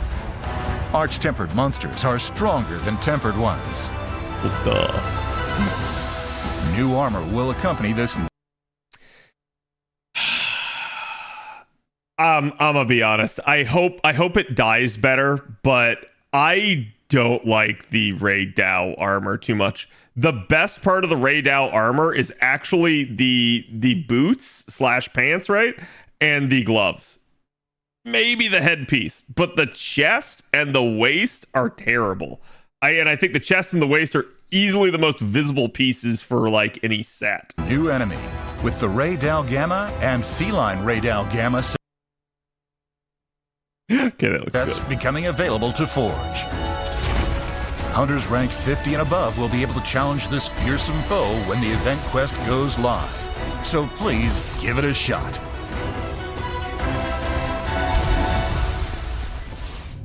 Okay, it looks like they mixed up his patterns there a little bit more. So that's just going to be a don't get hit. Hunters experienced the power of Zoshia just once in the game's story. Now get the chance to fight this fearsome monster again. The Zoshia quest will be accessible after completing a mission that unlocks at Hunter rank 50. Damn, I don't know if I'm high enough Hunter rank. I hit Hunter rank 200 the other day, chat. And can be selected in the environment overview. So that's interesting, because this looks like this is not a always here. This looks like it's like Jin Dahad, where sometimes it'll pop up. Oh no, he'll also appear during the Wyvern's Waking. Shia will also appear during the Wyvern's Awakening in the ruins of Wyveria and can be made into a quest. Okay, so I'm a little bit worried about this set, that it will dye predominantly white or black, but I definitely like the appeal and look of this. Not sure how I feel about the like weird tentacly skirt thing. Honestly, in that regard, I think the top for the female is the best, and the bottom for the male is the best. That's definitely like weird looking to me, because it feels like what's the one Naruto character where the dude's like split like this? Because that's what it reminds me of. So it's almost like combining the two halves will make it actually look better. Zetsu, yeah. Use materials from Zoshia to forge Hunter and Palico equipment. Oh, okay. So like, look, you guys can see the shoulders come out. Use materials from Zoshia to forge. So like his tentacles came out as he drew his weapon, I guess? hunter and palico equipment. And the like angelic feathers also came out.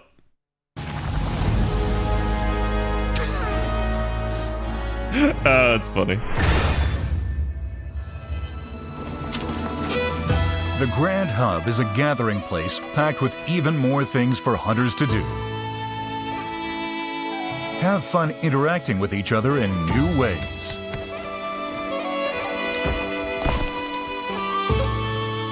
Roll barrel bombs into targets in the new minigame Barrel Bowling. Okay. Play to earn useful items and pendants for your hunts. Barrel bowling vouchers can be obtained in many ways, such as via login bonuses. So, new minigame Barrel Bowling. Play to earn barrel bowling rewards. You got a dust of life, an ancient potion, a mega potion, some rations. You only get a B rank though, so it's like I don't want to like say this is shit, but these rewards are not that good at the current point in time. So I'd be curious to see like what happens if he gets like an A or an S or something like that. Useful items and pendants for your hunts. Barrel bowling vouchers can be obtained in many ways, such as via login bonuses. If it's just via login bonuses, that's long bad. Served as a place of worship to the people of Suja. At night, you may find the diva singing an offering. Yeah. You can focus in on the diva while she's performing, I'd so rather be not. sure to give her a listen when you get the chance. She kind of creepy. The squad information counter will move from the Windward Plains to the Grand Hub once Okay. travel to the location becomes available, allowing you to conveniently manage your squad. Unlock the Grand Hub at Hunter rank 16 and above by talking to Tetsuzan in Suja, the Peaks of Accord. Yeah, Chad, if anyone needs an invite to the squad, let me know. The squad ID is posted in CAD chat, but you'd have to scroll up quite a bit to get it.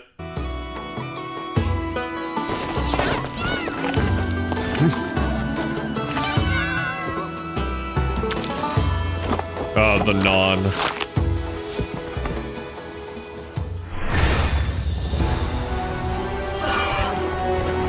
Arena quest. Compete with hunters across the world for the fastest completion times in the newly added Arena quests. View world rankings on the Expedition Record Board at the entrance to the Grand Hub. Okay, this is actually smart of them. So this is basically for speedrunners. And what I've seen is like apparently there's a major issue with like the speedrunning community and the fact that like monsters have different health values and stuff like that. So depending on like literally the investigation you have saved, it quite literally can have different outcomes. So it's very difficult for people to like actually get the best time due to all the RNG involved. So this is like getting rid of a bunch of that RNG to allow people's skill to be what shines through.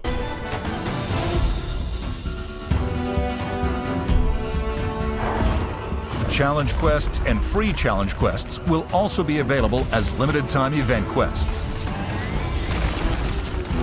Fight to shave down your time and earn the highest rank possible.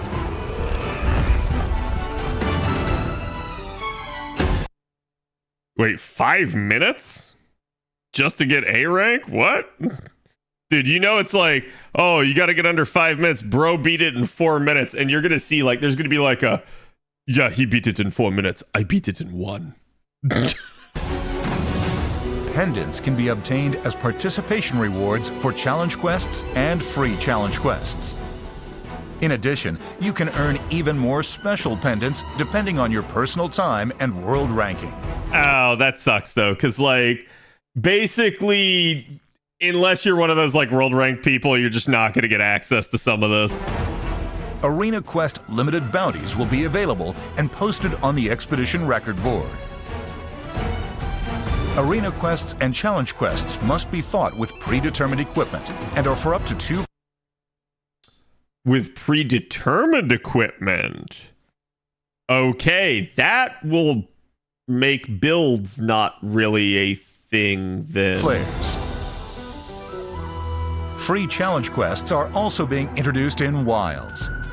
These quests have no equipment.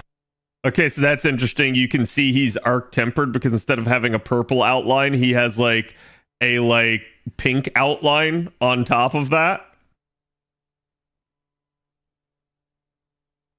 Quests are also being introduced in Wilds. These quests have no equipment limits and are for up to 4 players.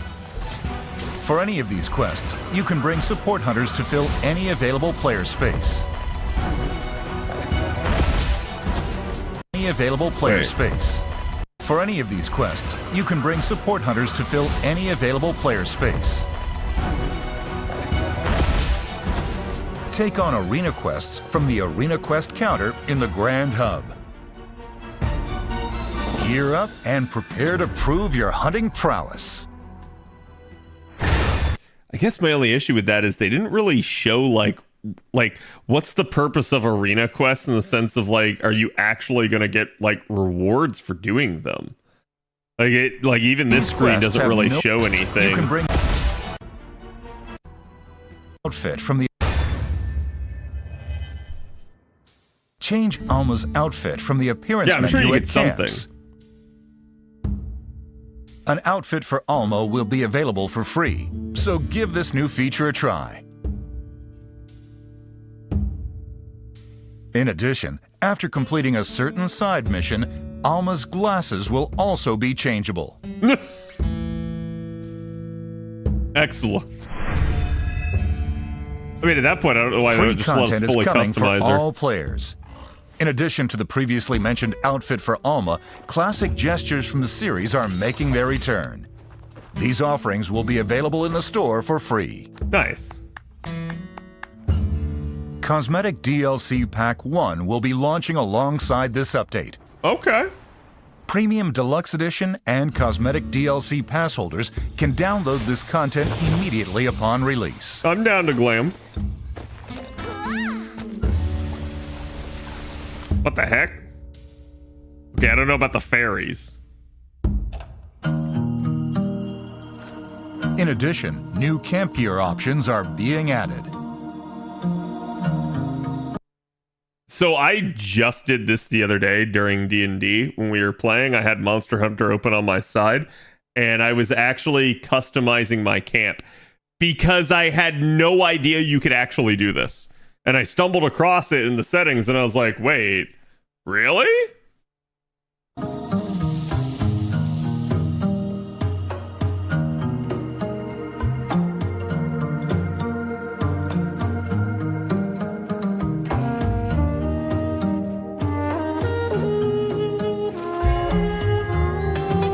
Happy fishing. Oh no.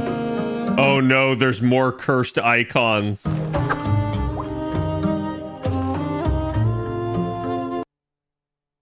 Oh no.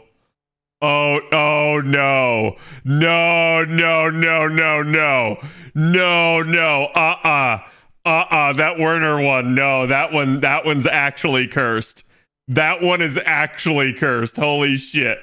There are going to be so many jack-off memes just from that. Even more content not included in packs will also be available. Customize your Wilds. Whoa, hold on. Even more content not included in packs will. So these things, like literally, this thing reminds me of a cactuar. It's a cactuar, is what it is, right? But that's not what made me pause chat. Also be available.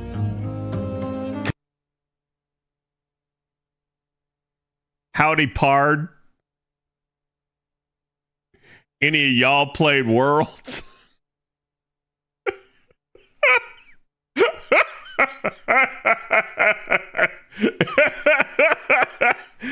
is going to pay for this? Who will actually pay for this? Customize your Wilds experience to craft your own personal hunting adventure. Visit the official website for more details.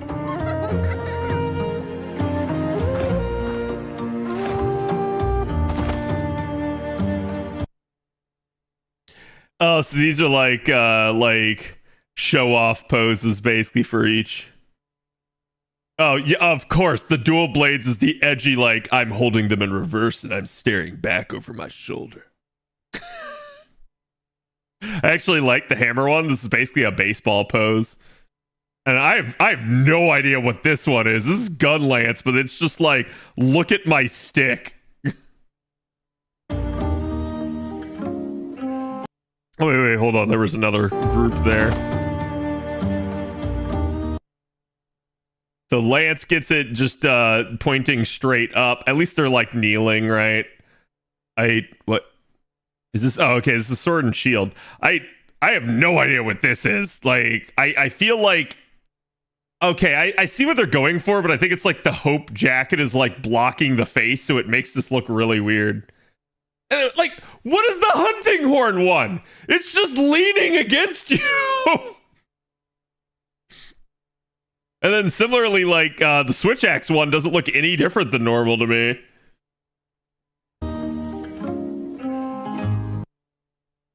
Okay, Bowgun's kneeling. Bug stick is like you with your knee up. By the way, chat, I have mastered bug stick.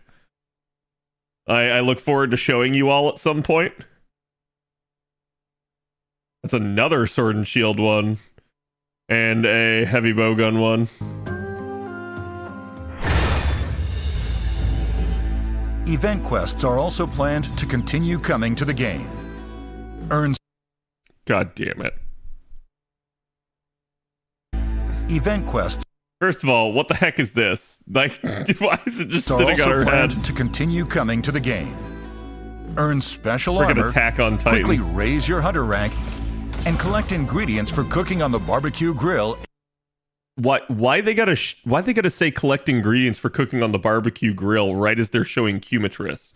They're literally showing you the fried chicken of the game In a variety of upcoming quests.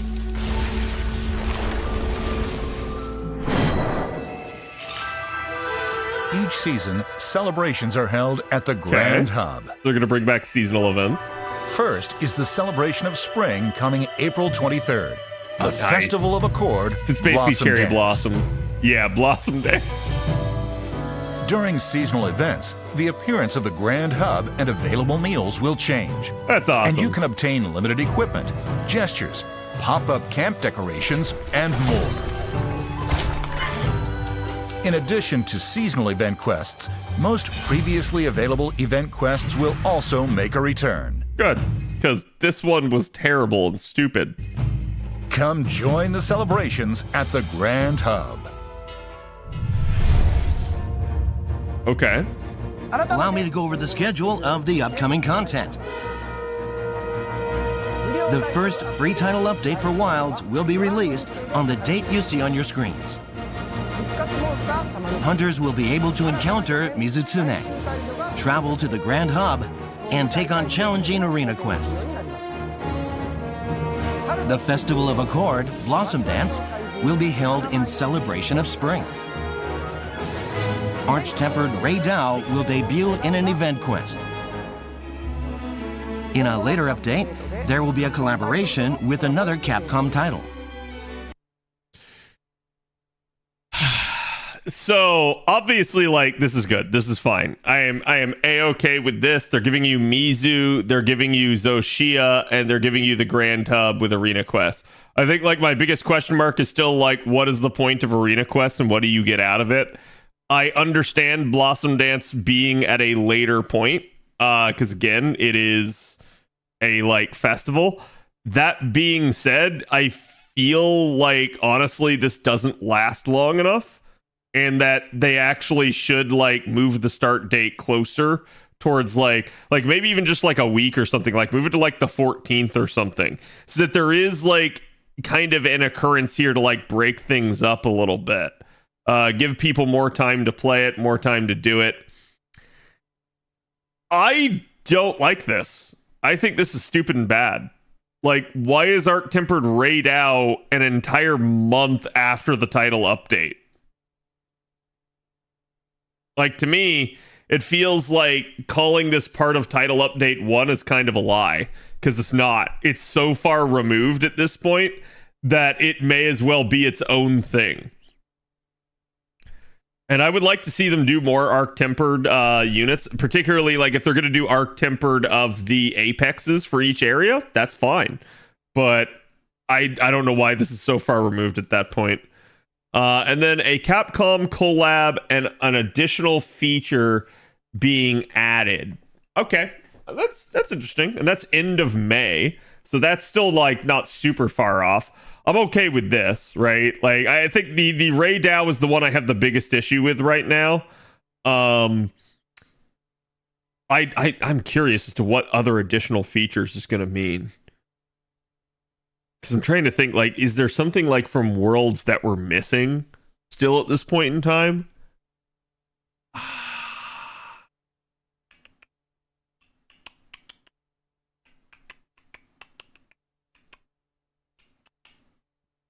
My room? Yeah. Okay. So they may have been waiting on the hub, and then now they're going to end up doing something like your My Room / house. So that could be a thing where you'll be able to like decorate and stuff. Clutch Claw? I don't think that'll be. We already have wounds. I don't think they're giving us Clutch Claw on top of that. The Capcom collab. Okay, so chat. I saw someone in chat say Street Fighter. I agree. However, Capcom has many things.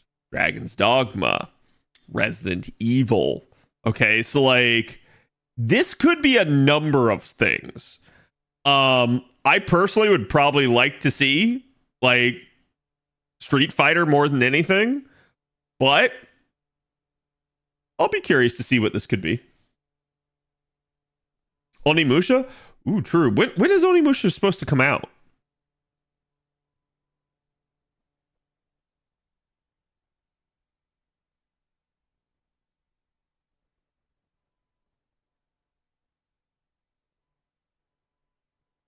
We don't have a date for it yet.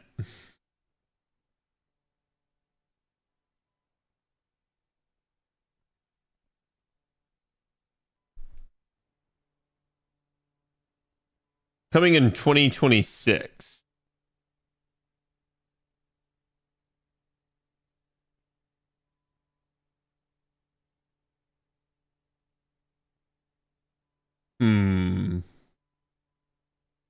They could, but I don't think it'll be Onimusha until next year. Because like Wilds will be around long enough to go into next year, so they'll probably do something with Onimusha next year. Yeah. Devil May Cry, maybe they'll make collabs of that. Yeah, I think the biggest thing for like what this could be is start asking yourself which of Capcom's games is gonna have something around this time period. Like I'm not in tuned enough with Capcom to know that, but I think that's your answer as to what this is. So it's like if one of the games ends up having like some big release or something around then, expect it to be that.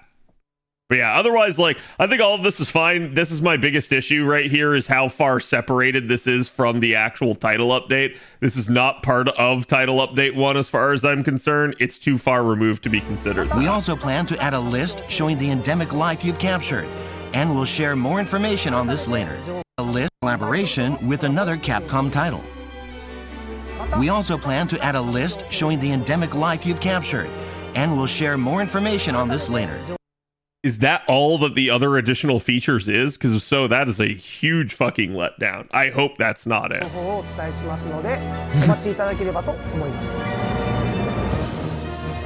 Thank you for tuning in to today's announcement.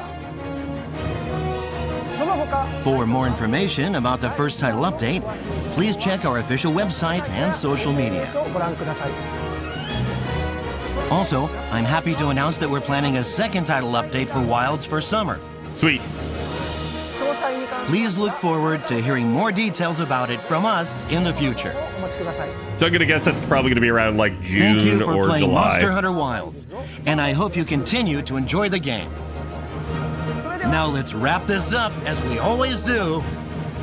Happy hunting! He didn't look nearly as enthusiastic when he said that.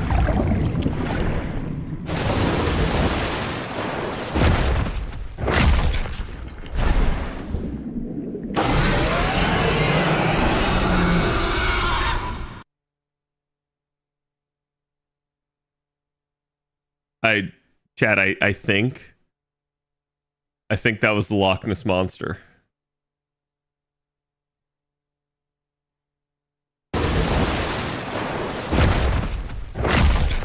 It's definitely the Loch Ness Monster. So that is Lagiacress, if anybody didn't know at this point in time. Obviously, I've heard about it.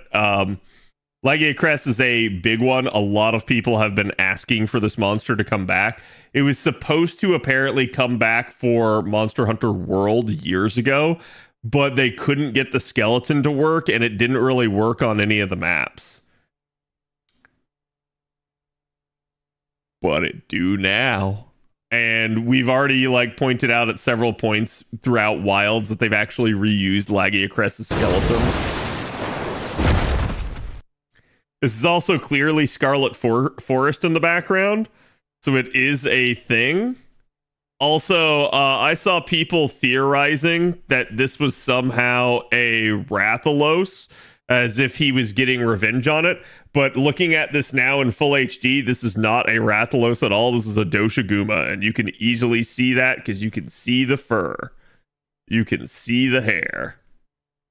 It was 100%. Well, actually, what are those feet? Hold on. Maybe that's not a Doshiguma at all. Maybe that's just endemic life.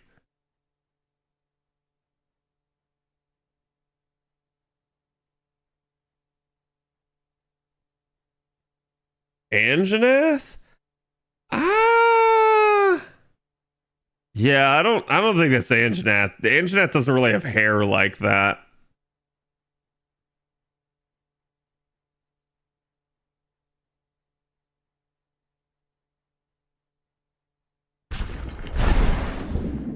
And then you can hear that they have all the water, they do the roar. And Scarlet Forest is literally the easiest place for them to do it. There is an entire water area of that map, so yeah, that's where it's gonna be.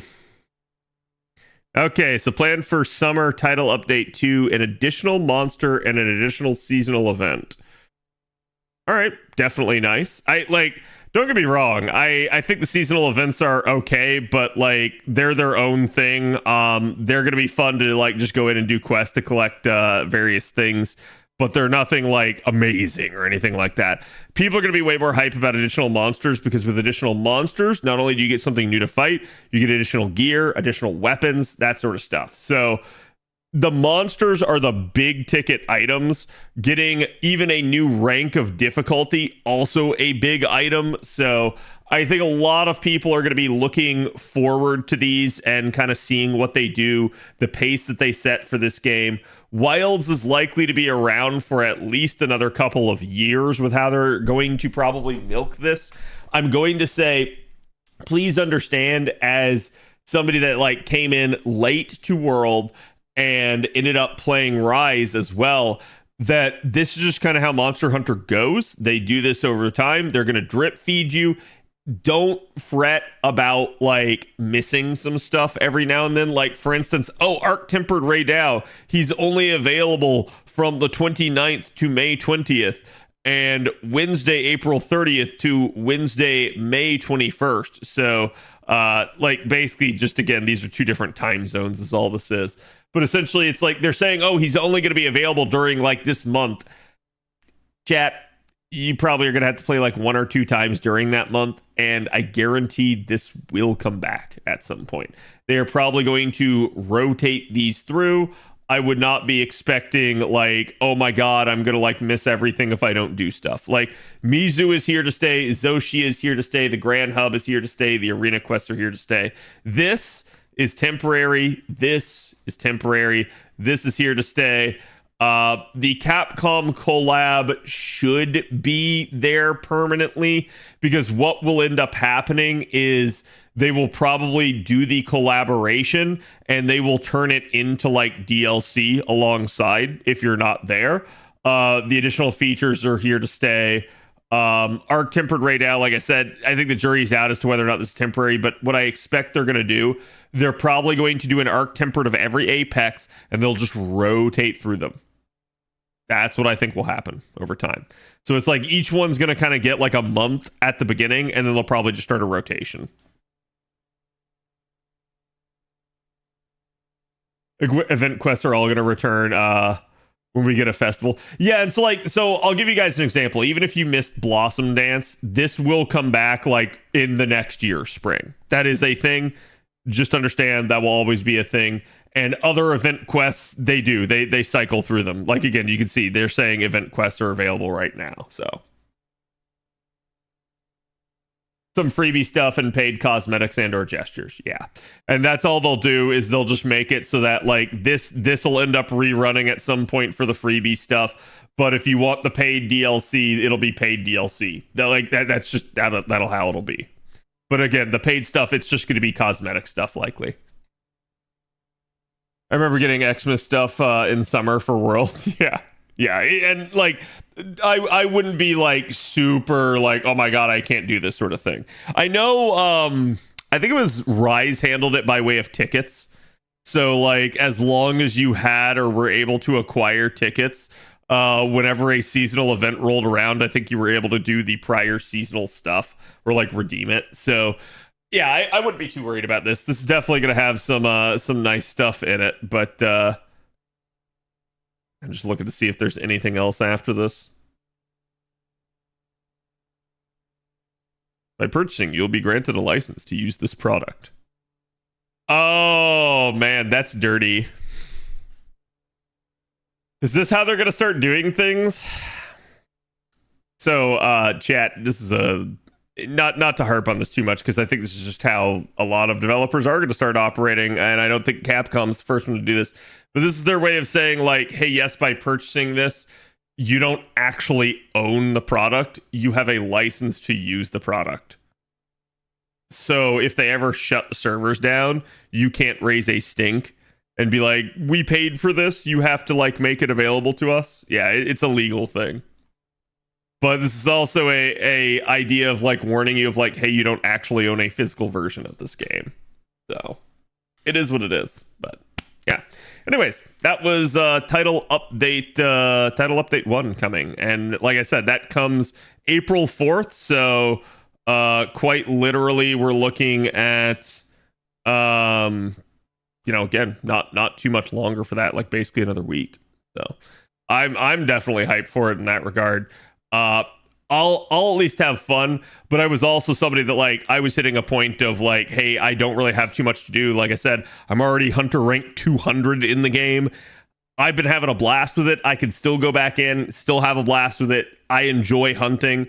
The game is just a fun overall experience, and I've enjoyed learning a bunch of the new weapons that I never thought that I would. So I've been having an absolute blast with Wilds. I can't recommend it enough. The optimization is still the biggest issue for this game. Pretty much every person that I know of that has picked this game up has had some form of issue with it at some point, either via crashes or, again, like black screening and not being able to, like, boot the game initially until they, like, fix certain things. So it is what it is.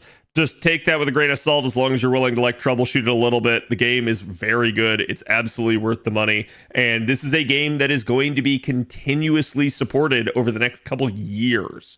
So trust me when I say that Capcom's fantastic about supporting these types of games. So I really do love it. I can't recommend it enough. Again, we are at stream end time, chat. I did not expect everything would go this long, but y'all got me caught on nostalgia, and then I did enjoy giving you guys my 2 cents on this. So it was definitely a fun thing. Let me see who all is on tonight. If there's anybody I can give some love to.